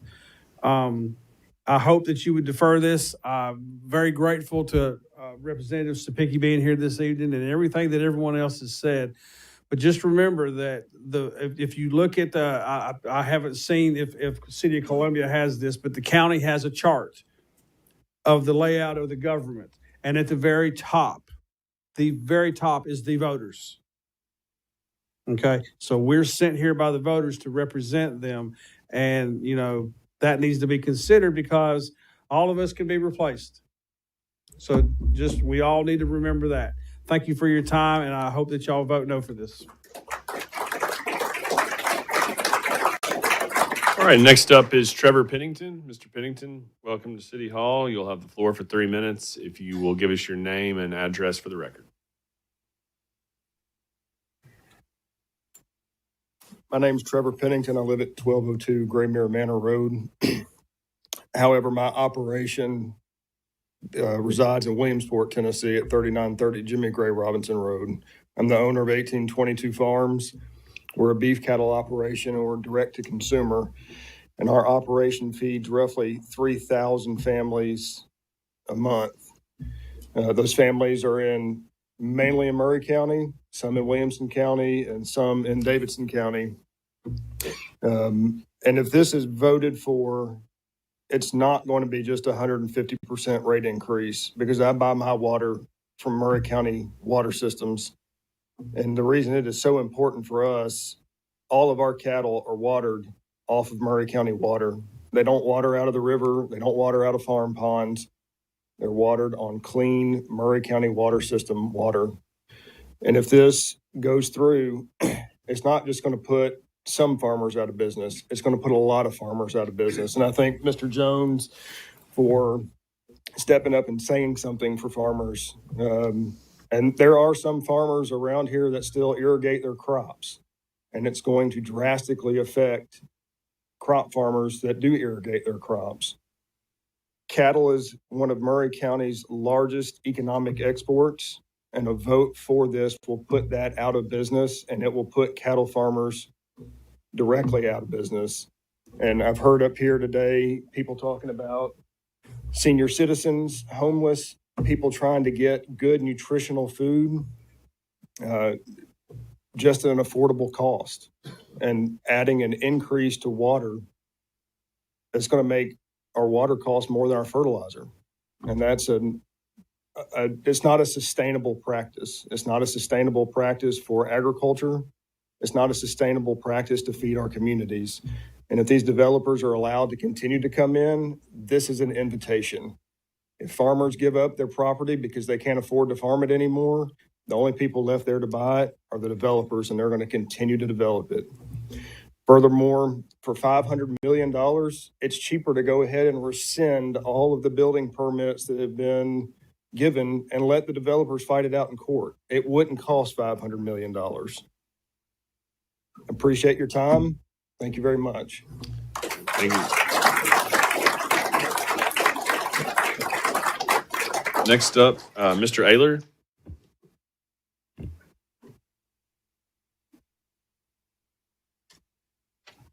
Welcome. You have 3 minutes if you'll give us your name and address. Thank you, Mayor and Commission. Appreciate your time. My name is Randy Eiler. I live out on Sheep Neck Road in Culleoka. I'm on the executive dam committee for the Columbia Dam now. I was one of the original ones when we first started out sometime in February or March. I'm a skilled tradesman, worked at Saturn Corporation. Before that, I was a pipe welder, pipeliner. I can tell you for a fact, I'm glad we're on TV so everybody can see this. This $500 million, it ain't gonna be no $500 million. I've worked on nuclear plants, I worked in chemical plants, I worked in hospitals, cancer treatment centers. When you start out at a price, it ends up being more. But here's the kicker. We've been in these executive dam meetings now for months. The last week's the first time I heard this $500 million figure. I'm thinking, what? There's no way in the world that's going to be only $500 million. These pipelines are not cheap. I can flat out tell you. And if you promise $500 million bill and it goes to $600 million, put a compass right here and run that compass around a mile from here. Every one of you guys, put that compass circle around there and go into those communities and see how their bills are going to be. Are they going to be able to afford to pay for those bills? And I asked the mayor, what's the average income of the average person in Murray County? I don't know. Do you know? Is it 40,000? Is it 30? Is it 150,000? People on the ridge, the $1 million mansions we see out there. You know, I'm not being a hypocrite. I live in the country. I got a nice house, 1,500, 1,200 acres, 1,500 square feet. But it's like I'm looking for other people out here and saying, how are they going to be able to do it? I'm retired. I'll be able to pay for the bill, 150%. I'm not going to like it, but I know there's a lot of people out there that you guys got voted in by, technically, and they're not going to be happy. They're not going to be happy with any of the city government here if the bills go up that high. I'm just telling you like it is. I mean, looking at it from a regular working person, and you got a lot of people out there working hard every day, trying to keep and they can't be here. Those are the voiceless. And you're speaking for the voiceless, just like the Duck River Agency was. And I talked to them back a month ago in Shelbyville about this. That's why we're pushing for the dam and trying to get federal dollars to pay for it instead of our city government, our people here in Murray County. So I thank you for your time and for your work you've been doing. And hopefully you make the right decision and vote no on this.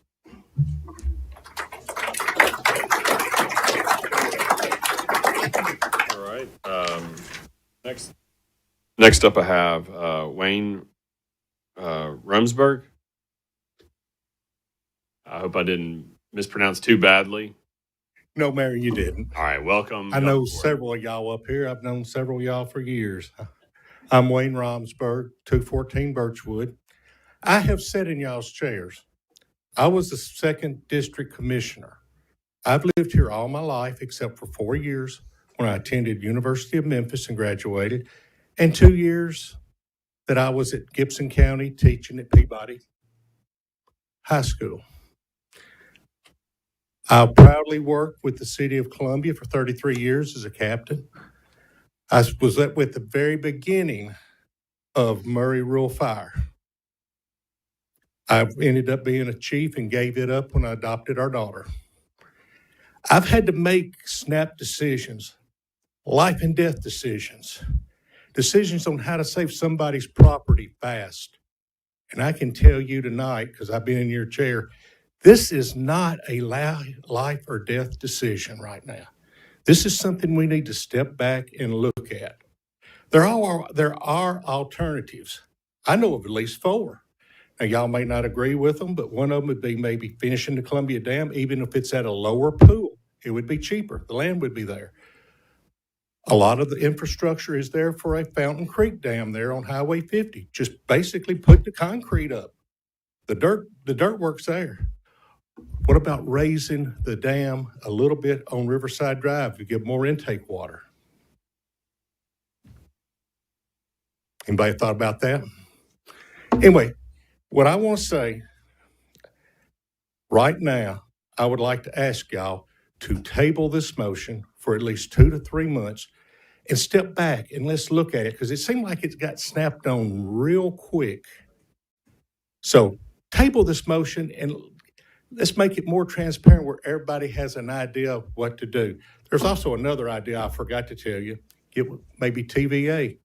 Use TVA right away for a pipeline that goes from the Tennessee River through Lawrenceburg. That would be a regional water authority. Lawrenceburg could pull water off of it. We wouldn't have to buy any land. Use TVA right away. That'd work. Bring it all the way in Columbia. But anyway, I appreciate your time, and I would like to encourage y'all to table the motion tonight. Thank you. Next up, we have Joan Edens. All right. Mr. Howard Edens. All right. Okay. Thank you for being here this evening. Next up is Dan Allen. Mr. Allen. He's coming up. Mr. Allen, come on up. You'll have the floor for 3 minutes if you'll give us your name and address for purposes of the record. Thank you. Thank you, Mayor and Council. My name's Dan Allen. I am with the City of Spring Hill. I'm the current Assistant City Administrator, and I'm also the General Manager of Spring Hill Water. Just wanted to take a few minutes tonight to just share from Spring Hill's perspective on this, that we have been a longtime collaborative partner with the folks at CPWS as well as the City of Columbia when it comes to long-term water supply planning. This downstream intake project that's a big part of the discussion tonight really comes from many years of work with the Duck River Agency in terms of vetting options and long-term water supply studies over a long haul. We had a seat at the table for decades through the Duck River Agency as well as working with CPWS. We currently have a number of contracts and agreements with them that honor the spirit of that. And really more than anything else, just wanted to publicly say, thank you for working with us over the years. Regardless of whatever decision you make tonight, we obviously know it's very, very difficult and you're weighing some heavy things and certainly looking at some long-term water supply challenges. Whatever path you take, we just wanted you to know that we will continue to work with you in good faith. We'll be good collaborative partners, and we will continue to try and find a way forward no matter what's decided. And also just wanted to say how much, I've known Jonathan Harden for over a decade and really is one of the finest professionals I've ever had the pleasure of working with. So I just wanted to, as his friend, just publicly say how much I appreciate him and know the hard work that's gone into this. These are certainly challenging discussions, and we certainly appreciate it. So thank you. Thank you, Mr. Allen. All right. Next up, Bob Graham. Mr. Graham, welcome. If you'll come forward, you'll have the floor for 3 minutes. If you'll give us your name and address for purposes of the record. Bob Graham, Elliott Court, Columbia, Tennessee. Thank you, Mayor, Vice Mayor, lady and gentlemen of the council. I'm here concerned also about how this vote is going to end. And hopefully vote no, I'll say it straight out. About an hour and a half ago, 2 hours ago, Columbia Power and Water put out a beautiful, as you can see here a little bit, it's a PowerPoint, and it shows how their solution is the best and everything else there's no's. It doesn't have any data or telling me where they got this data from, for one thing. It says the HB and TS pipeline that Mr. Gillum and Representative Supecki referenced, they say it's not going to be done until 2033. Well, it's already been started from what I understand, and it'll be completed by 2027. So I don't know where they're getting their data.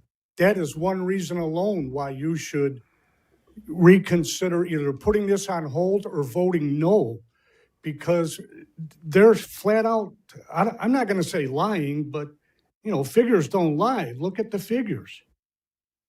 Also, they say Normandy Dam wouldn't be raised till 2035. I can get a couple of guys out there and we could finish it for you in no time. All right? No, all kidding aside though. And then, like Scott Supecki said, $500 million in this solution. And the HB and TS pipeline would only be about $200 million, and that's according to CP and WS's own figures right here on this chart. It's cheaper by $300 million, according to themselves, to do that instead. So please consider all this. And, things just don't add up. That's why we're asking for you to look it over again one more time, or at least vote no right now. Thank you for your time. Thank you, Mr. Graham. All right. Looks like we're rounding third and heading home on public comments. Chris, on Sheep Neck Road. I'm not doing very well on last name pronunciation, so I'll let you pronounce. Gramling. Okay. There's no B in it. All right. Despite 30 or 54 years of All right. life experience. Welcome. If you'll Thank you. state your name for the record, you have 3 minutes. My name's Chris Gramling. I live at 1001 Sheep Neck Road. Thank you for hearing me, everyone. What we're experiencing right now in Maury County is not happening in a vacuum. We're living through a period of unprecedented pressure on our region. Pressure from outside financial interests, pressure from rapid and often irresponsible development, pressure from forces that do not share our Tennessee values or our long-term vision for this community. We all see what's been unfolding. New York private equity firms and out-of-state developers are reshaping our land, our neighborhoods, and our culture at a pace that many residents feel is reckless and deeply unwanted. Too often, we as a community respond to these pressures in a fragmented, every man for himself way, rather than as a cohesive, unified voice. And if we do not stand together, if we are not careful and deliberate, we will fall prey to larger and more sinister forces that benefit from our divisions and from our willingness to incur massive long-term debt without unity or caution. This proposed $500 million loan is precisely the kind of decision that requires community cohesion, not unilateral action, not haste, not blind optimism. Because the truth is, none of us has a crystal ball. We've all lived through what no one saw coming: COVID, economic shocks, supply chain disruptions, and now a world that is more technologically vulnerable than ever, with cyber, kinetic, and economic threats increasing against both public and private infrastructure. Our water systems are not just utilities anymore. They're a part of our country's critical infrastructure. Approving a $500 million commitment without broad support is not just financially risky, it can be argued that it carries national security implications. Long-term debt of this magnitude taken on in an unpredictable world is not just a financial burden, it can become a strategic vulnerability. Even the city's own 2009 comprehensive plan acknowledged the need for regional cooperation on issues exactly like this. And here we are 16 years later, facing a problem the plan predicted, and the only solution being placed before the public is one that is deeply controversial and lacks broad consensus. So I ask, how did we get here without a regional plan? Where is the input from neighboring communities who will be directly affected? How is it acceptable that something this consequential has bypassed the spirit of regional cooperation that the comprehensive plan calls for? There are moral hazards in rushing forward, committing future generations to a more enormous debt, betting on growth projections that may not materialize, ignoring the concerns of residents, and failing to respect the democratic process. And beyond moral hazards, I strongly suspect there are legal vulnerabilities if this project proceeds without adequate public involvement, without regional alignment, and without demonstrating that all alternatives have been meaningfully explored. This is not simply a Columbia issue. This affects Maury County, Mount Pleasant, Spring Hill, agriculture, industry, residents throughout the region, and ultimately the future of Tennessee communities. There are cascading and tertiary implications as well. We should not make a generational decision with a divided public. We should not hand a $500 million obligation to stakeholders without seeking their consent. We Thank should you, not. Mr. Gramling. That's your time has expired. Thank you.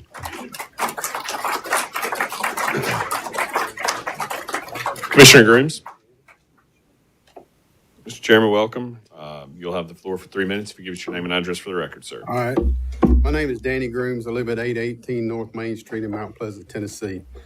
I have here 18 letters addressed to the Columbia City Council members. The county commission members below are writing to inform you that we are opposed to the proposed CPWS rate increase.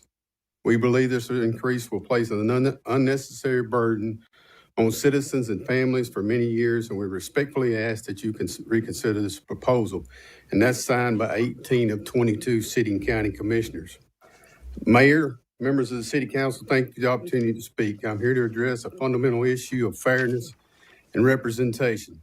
Whether a governing body that represents only part of the county should be making decisions about water rate increases that affect the entire county. Water is not a city resource or a district resource. It is a county-wide necessity. Every household, business, farm, and school depends on it. And when water rates go up, the impact is shared by everyone, regardless of where they live. Because the burden is countywide, the decision-making authority should be countywide as well. Yet today, this city council, elected to represent only a portion of the county, has the power to vote on rate increases for thousands of people who cannot vote for you and have no direct representation in this chamber. That creates an imbalance that simply isn't fair. If only one neighborhood could set property taxes for the entire county, we would never accept it. If only one school district could determine funding for every school, we'd call it undemocratic. But when a partial governing body can raise water rates for the whole county, that's effectively what is happening. This creates two major problems. First, the lack of accountability. Residents outside the city feel the impact of your vote, but have no electoral voice here. Decisions that affect their wallets should be made by officials they can vote for. Second, unequal influence. When only part of the population is represented at the decision-making table, outcomes and inability to reflect the priorities of the represented group. Meanwhile, those outside the city who will pay the same higher rates have no say in shaping these decisions. This is not about questions and intentions, it's about recognizing that the structure itself is inequitable. Water is our most essential resource, and decisions about its cost should be made through a process that represents all who are affected, not just some. Mayor and councilman, I urge you to acknowledge this imbalance and work toward a system that gives every taxpayer an equal voice. The people of this county deserve fairness, transparency, and representation. And quite frankly, they deserve it. Thank you very much.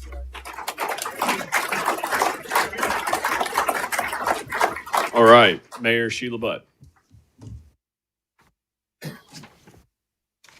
Welcome, Mayor.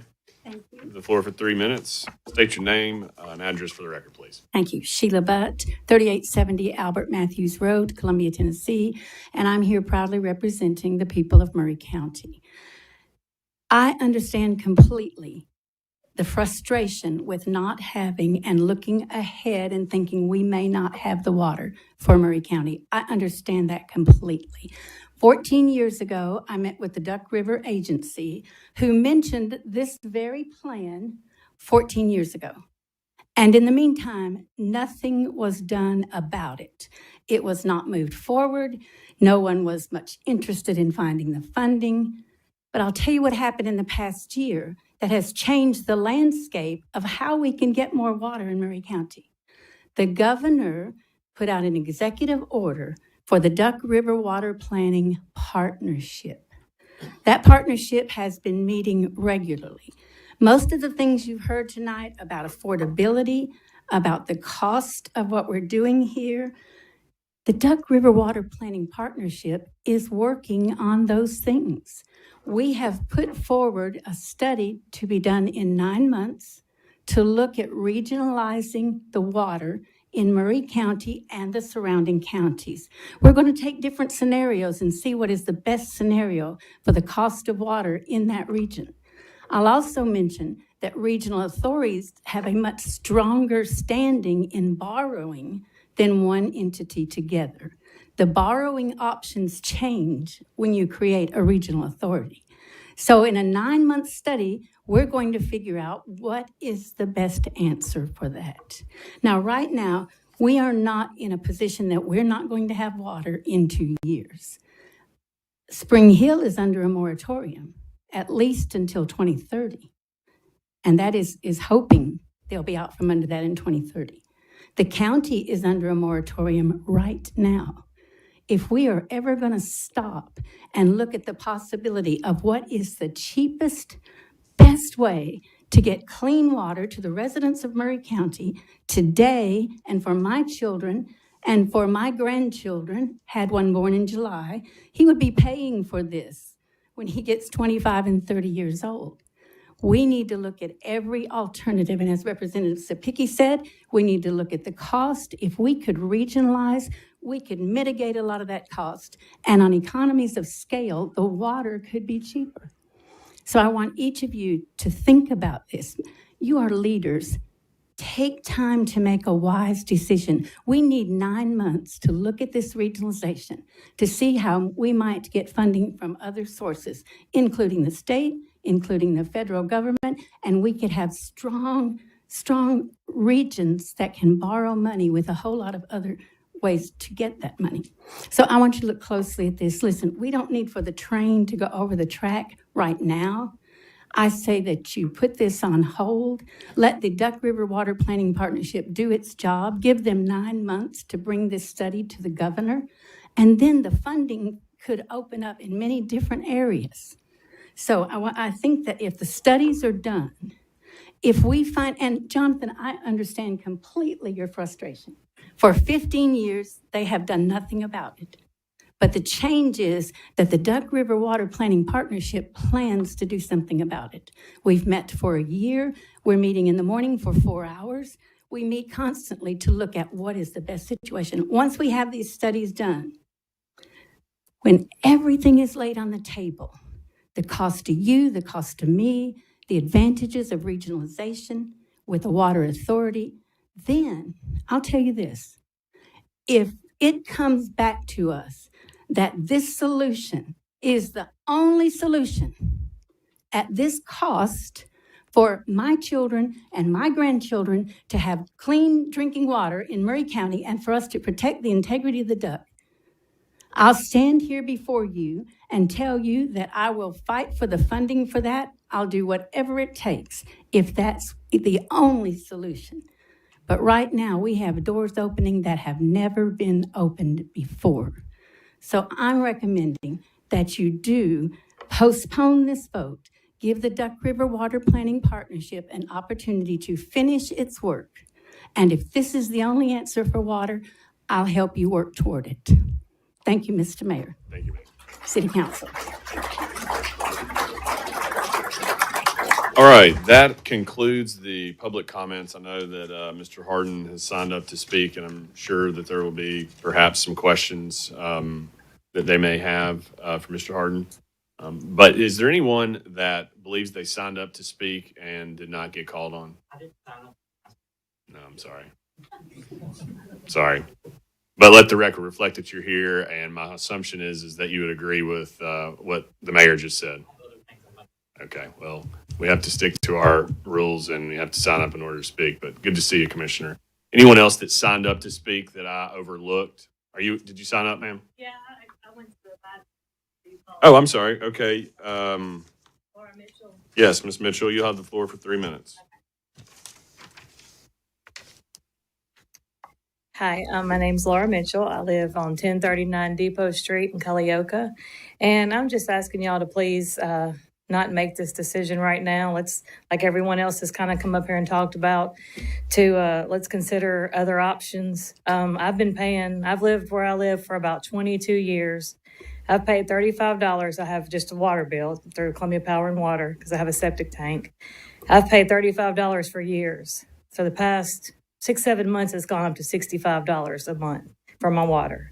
So if this right here gets passed, I just don't know what it will be. It'll be in the hundreds of dollars, and it'll continue to be that. I don't think it'll ever go back down. So please just consider other options, and maybe we can get out a little bit cheaper for the taxpayers.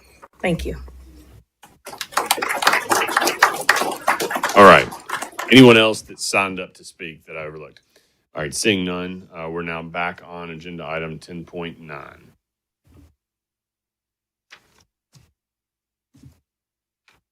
Anyone need to hear from anyone on this? Yeah, I'd like to say something. Councilmember Huffman, you recognize? I want to first appreciate everybody coming here tonight and speaking on this.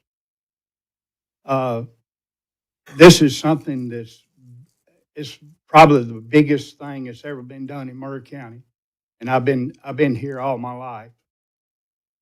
I'm going to make some statements, and I've got some paperwork to back it up. Last Thursday night at our study session, Mr. Harden said that Columbia Water System did not have any debt. Well, that's not true. That's terribly not true. At this point in time, they owe almost $100 million. All right, at $506 million, I talked to a banker today, at 3%, for 30 years, they're going to pay back $1.35 billion, not million, billion. Y'all, and I'm speaking for myself, I cannot put that on the taxpayers of Maury County. My great-great-grandkids won't get that paid for.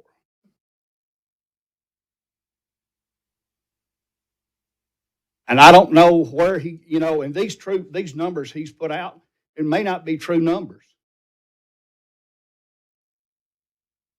So I appreciate everybody coming. Thank you. I have one more thing to tell you. Last week, study session, Mr. Harden also said there wasn't any pipeline or any way of water getting come. If y'all ride up 431, you can see HB and TNS, they're putting water lines in the ground, going to tap to Maury County water system.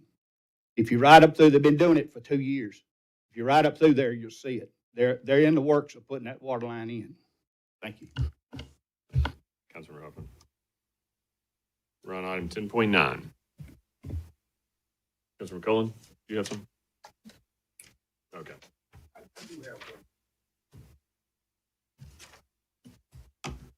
I just, as most of the people here, Mr. Mayor, most of the people here from the county or the city people here. Is there anybody from the city here? Will you stand up, please? Let me see you. I'm just curious. We couldn't understand what you said. I'm just curious as how many people here from the city, from the city of Columbia. I'm curious about that.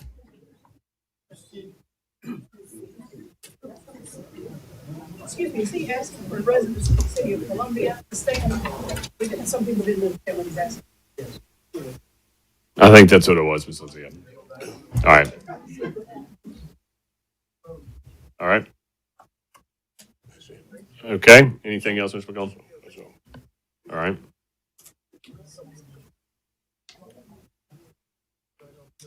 Vice Mayor. All right, I'd like to also thank everybody for being here. I know this is a passionate subject. I hope it doesn't bring too many hard feelings between everybody and drive a wedge, because we all want the best for Columbia. I dare say I've probably been here as long as anybody in Columbia that's in this room. I've been here in Columbia. So I've seen it grow. I've seen everything that's happened to this area. And I do understand everybody's concern. But we have, in the past, have this same conversation. I ran up on some articles 30 years ago wanting to go up on the water rates. Everybody comes in here and we didn't do it. If we, I don't want to belate the past because they did what they thought was right at the time. But if we had gone up gradually, we wouldn't be in this shape right now. We could show things that we can pay this off. Now let's go back to what the facts. I told y'all I was going to call people up. I called them up. I called HB&TS up themselves. Talked to a great guy, Cody. Talked to Mr. Gillum about it. And I asked him about the pipeline that they've come up and said they can have done. It's shovel ready. As of last Tuesday, the application hadn't even been filled out for a new pipeline. Hadn't even been filled out. All right? But so they have to do studies. Can that be done? Also, there is a 24-inch main that's coming up there now. HB&TS said that's not big enough. They're going to have to build a new line. That's more cost. So I'm just stating facts. Not that I got off the internet. Not that I got off of Facebook. Facts. That's what they told me. I called up the state, asked them what they thought about the project. They didn't say one way or other, but they gave me facts. They said it's been fully vetted, it's been approved, and we've done all the work that we have to do. And that was an 8-year project to do it. It might even be a solution down the road when we have, if they do decide to go to Tennessee River. They've talked about that being part of the solution, going to the Tennessee River. I mean, that's not off the internet. That's not somebody telling me. That's the two people who know what's going on. So let's get that stuff right first. All right, I went and read all the emails, and I apologize I didn't get back. Email was down, but I did read them all, over 100, and I appreciate that. I did read everything about it. Somebody asked, are we looking at low-impact loans? We are. We're looking at the WIFA loans. We are doing that. We are looking for that. The impact fees, somebody asked about the impact fee. We've already had the first reading on the impact fees going up. I can remember in a room years ago arguing about the impact fees. They are going up. And I want to do so, and say one other thing, or some more other things about this. They're talking about reckless building. I hope people realize the city of Columbia has only annexed one piece of property in the last 3 years. One that was for a residential subdivision. One. That's it.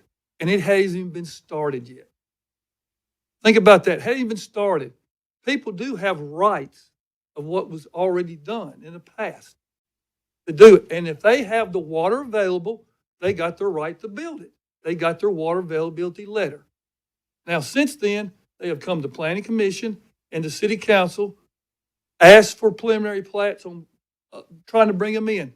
They're not getting letters for water. There's the water company saying, you do not have water. You will not have water maybe in 2028. It's another reason why we aren't passing anything. They're even looking at projects that's in the city. They're saying, if you're too big, you're not going to get water. They're trying to be responsible for this. We have had unprecedented growth. Everybody loves to say the growth is hit. It's hit. If anything, it's probably moving on. It's going the other ways now. So it has moved along, and they are doing what they can to control it. But it's handing out building permits like popcorn. I've never heard anything like it. That is, people have a right to build a house if they have followed the rules. people have rights on their land. If a farmer wants to sell his property and he's worked all his life, his kids don't want his property, he can sell it. I mean, that's just it.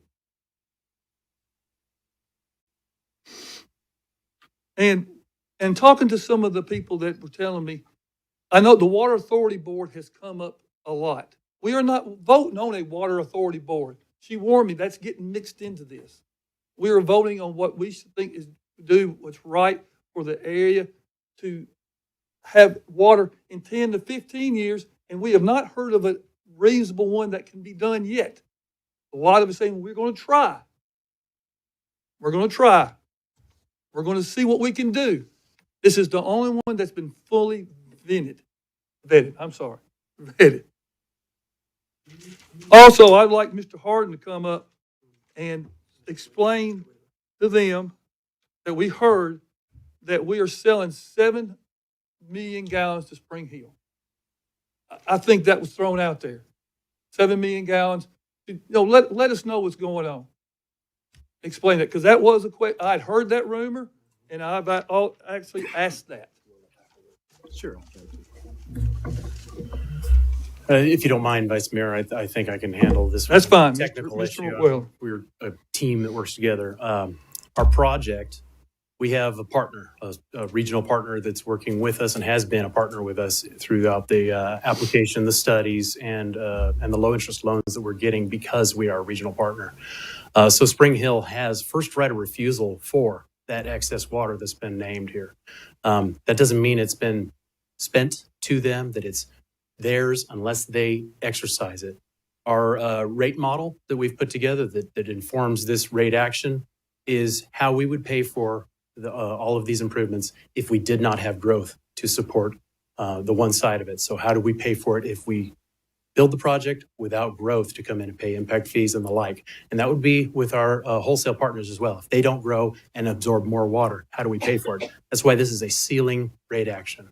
But any growth that happens in the city, in our service area, or with our wholesale partners that consumes that additional water will be paying for that growth and pay down that those rate actions, those future rate actions, and help pay off that debt. So if this turns into a 20 or 30-year project instead of a 60-year project, which it could be at our current growth rate, 60 years. But if it turns into hyper growth, the payoff would be much shorter as well, because all of those impact fees and the investments that come with paying for that growth would pay it down. So I hope that answers your questions. Happy to answer more.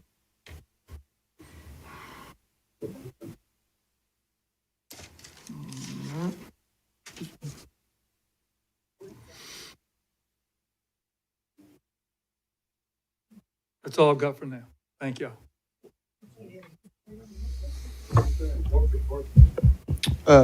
Thank you. The idea of increasing Riverside Dam, could you increase Riverside Dam that's 101 years old, that's already been probably repaired as much as it can be repaired? We would be unable to raise the dam. The dam is already a concern for failure.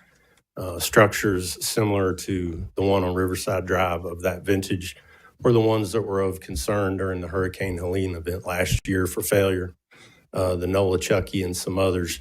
100 years is the useful life on a concrete structure that is constantly in a waterway. There's no reason to hang our hat on another 50 years or 20 years of that dam, much less 100, given its age. And the water intake now is in a environmentally sensitive area, is that correct? And that was told back in 2001, I believe. Who said that the water intake needed to be moved downstream in 2001? The Tennessee Valley Authority determined that for this area to have water supply, we needed to move further downstream. And it was kind of just not anything done about it until about 2015, I believe, to where, go ahead. Mayor Butt referenced it correctly. 14 years ago, the Duck River Agency refreshed that, at the time, 13-year-old TVA study and came to the same conclusions as TVA of the need for a downstream intake. To your question at hand, CPWS started the effort on moving towards that location in 2015. And as you can see, it was a 10-year process to get all the approvals for moving it downstream. Wasn't there another partner involved in this? There was, we had engaged with both Murray County Water Systems and Spring Hill. That's part of the initial applications to make it a regional water project. They're both wholesale partners, as been discussed. And so originally they were part of that application for WIFIA funding. That's low interest run through the federal government, EPA, as well as a state revolving fund that would fund it as a regional water project. We're still eligible for those funds under that banner because of the collaboration with Spring Hill for this intake. So what happened to the other partner in this? What transpired in that? Several years back, Murray County Water pulled out of the partnership with the intention of filing for their own intake and water treatment plant. So they have an application that's currently in at TDEC and with the other agencies for an intake in that same sensitive area of the river where our current intake is at, which has not been moved forward. It is stalled at the federal level because of the environmental sensitivity of that area. And so upon losing the ability to get that own intake, they then pivoted toward a Cumberland pipeline, which they're doing now at HB&TS. So they're building that 3 million gallon a day. Originally, it was a 2 million gallon a day, now a 3 million gallon a day pipeline to HB&TS that would serve their residents. And the water rates that Murray County Water was getting from CPWS was $3.50, is that right? They're currently $3.75 75 cents. per 1,000 gallons as a wholesale rate.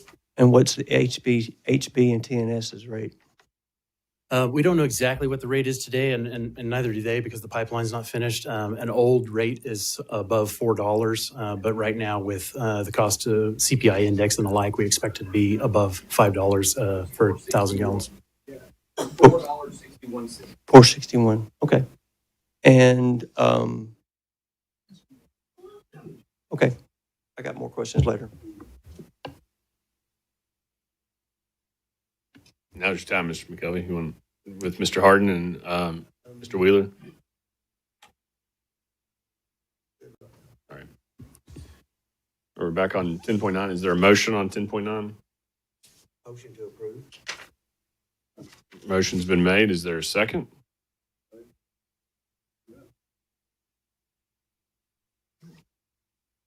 Second's been made by Councilor McCullen. Any discussion? So we're back on 10.9 now for purposes of discussion. Vice Mayor. $3.75 is what we're selling it to Murray County Water. And our rates that we're selling to ourselves, our customers are $3.60. Is that correct? That's what Mr. There's a volumetric component and a customer charge, and on 5,000 gallons in the aggregate inside the city, it's $34.75. So that's kind of Okay. So there's what's the difference you think that we're selling between the two? It's very minimum. I mean, it's like almost nothing, isn't it? On the volumetric rate, they're very I mean, similar. yeah. The difference is we have I believe $16 customer charge that accounts for fixed expenses with a fixed revenue component. So it's roughly $16. For a meter inside the city. Right. But to your question, we sell water at cost. The cost of treating the water and delivering it to those wholesale partners, they get it at cost, which if you compare it in the region is the lowest in the region. Yes.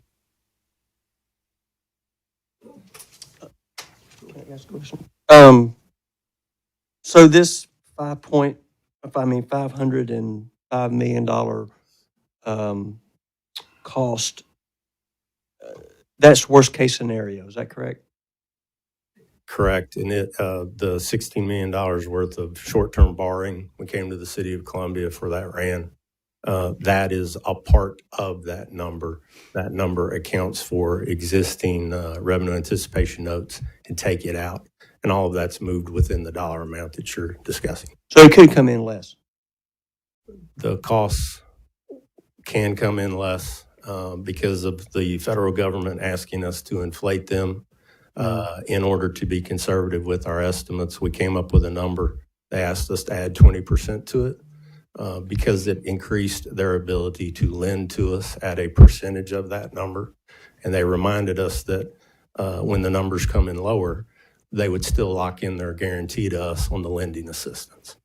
And the 20% is also a worst-case scenario. That's the ceiling it can be. And if I'm correct on this, how much would it be, just say that the ceiling was met all 5 years, what would be the approximate rate for CPWS customers? Well, I appreciate you answering that question, and I'll take this moment to say we do have a frequently asked questions page that we've added to in the last couple weeks. We've seen a lot of misunderstandings, incorrect assumptions about things, misinformation.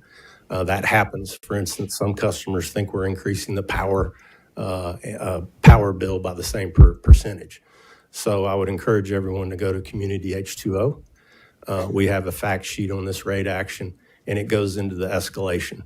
The escalation over 5 years at 20% per year would take inside the city rates up into I believe it was in the low 80s per 5,000 gallons, which is a similar rate to what Maury County Water System charges right now. Okay. All right. Thank you. All right, any other discussion? I just have a couple things I want to say. Thank you, gentlemen. I think we're going to be taking the vote. Unless there's any other discussion, you guys can have a seat. Let me say a couple things. First of all, I want to say thank you to all of you who are here this evening. We don't normally have this big of a crowd, but we like it when we do, and we'd like to welcome you back anytime. You're welcome in this building. We thank you for your participation and for your involvement on this very important issue. I also want to say that members of this council have provided you with the respect this evening to listen to your voice. And I would just ask that after the vote is taken, that you provide them with the same respect, regardless of the outcome of the vote, because at the end of the day, this is a professional body and a professional meeting. And I think that all of you, regardless of the way this vote goes, understands the importance and the magnitude of this decision. I had a funeral to go to today in Shelbyville, and so as I was on my way, I made some comments or wrote some comments that I would like to read in the record. Every member of this council has been grappling with this issue over the last several months as CPWS has worked to educate us on this project, and I want to say thank you to CPWS, its staff, and its board for their work on bringing forward a long-term water supply solution. Our long-term water supply is not a new issue. It is not simply because of recent growth. It is an issue that has faced our community for several years, and unfortunately, up to this point, the can has been kicked down the road. Let me be clear. There have been a lot of mistruths and misleading information that have been presented on this issue, and I'm particularly sad to see some of that stemming from fellow local elected officials. Also, I can assure you that plaques on buildings is not a concern to this council when it comes to long-term water supply. To those who are advocating for a team approach, I urge all of you to practice what you preach, and I promise you that I advocate for a team approach every time I'm in this building. At its core, CPWS proposes to increase rates to pay for repayment of low-interest loans to pay for, in part, a new intake facility which will add 12 million gallons of water capacity, adding to 20 million gallon capacity system already in place. The need for additional water is a result of CPWS's need to provide water to all of its customers, including the City of Columbia resident, the City of Spring Hill, Maury County Water, and Mount Pleasant. Speaking of Mount Pleasant, if there's a memory that I'll never forget during my time as mayor is when CPWS heeded the call of service to our friends in Mount Pleasant during a difficult time for their water system and helped identify and repair over 400,000 gallons of water leakage. This water intake expansion has been fully vetted and permitted by multiple state and federal agencies, including TDEC. It is ready, and it is necessary for the sake of our regional water supply. This is a historic decision and a big deal. Columbia's water infrastructure and our long-term water supply is important not to just those of us in the room tonight, but to our kids and their kids. And to reiterate, long-term water supply needs are not just a result of new people moving in. It's a result from folks like me who have moved back home to grow a family here. It's because we want to see existing businesses survive, new businesses thrive, and families grow all across Maury County. Water supply comes down to our quality of life. But at the end of the day, for me, the rate increase is not one that I can support this evening, as currently proposed by CPWS. From the beginning, I've raised concerns over the burden being asked of this council to burden future council and citizens on speculative rate increases that future city councils will have no say. To be sure, there will be some who think my vote is short-sighted, that is a vote against the best, most viable long-term solution to a decades-long issue, and we do need a long-term solution. Each member of this council has to come to their own determination as to which issue is more important to them: long-term water supply solution for the city of Columbia and its ratepayers and customers, or the current cost of living, affordability issues, and the impact this would have on our citizens in the short term. This is a difficult decision because it's an important decision and because tonight there's a solution offered to a decades-long problem. And I cannot and will not find fault in the outcome of this vote and the decision that you make personally, members of council. For me personally, I cannot justify voting on an increase such as this at this time. Regardless of the outcome, I urge our local, state, and federal partners to continue conversations to help fund this project in ways that will limit the financial burden on our citizens. Mr. Jablonski, call the vote, please. Mr. McCullen? Mr. Huffman? No. Ms. Sechrist? Mr. Marshall? Yes. Mr. McKelvey? Yes. Vice Mayor McBroom? Yes. Mayor Mulder? No. Motion passes. 10.9 is passed on first consideration. All right. Section 11, other business. Mr. Massey, any other business this evening? No, sir. All right. No need to go into section 12. If you are leaving, please do leave quietly as we are continuing on with our meeting. I will point out that the annual City of Columbia Christmas Employee Luncheon was a success. Thanks again to staff who assisted in that regard. Holiday lights in the parks at Woodland and Fairview Parks go on from now until Christmas Day. And as a reminder, the January study session has been rescheduled due to the New Year's holiday. Study session will be on January 6th at 5:30. Any other member of council wish to be heard? The motion's been made to adjourn. I'll second it for purposes of discussion. Let me just say this is our last meeting of the year, and I want to say special thanks to our city staff for all their good work throughout the year. We have a dedicated team of city employees, and we're grateful for all of them for their good, hard work, and we appreciate their work all through the year, but especially during this time of year. Any other member of council wish to be heard? All right. Mr. Jablonski, take the vote. Mr. McCullen? Mr. Huffman? Ms. Sechrist? Mr. Marshall? Mr. McKelvey? Vice Mayor McBroom? Aye. Mayor Mulder? Aye, we are adjourned.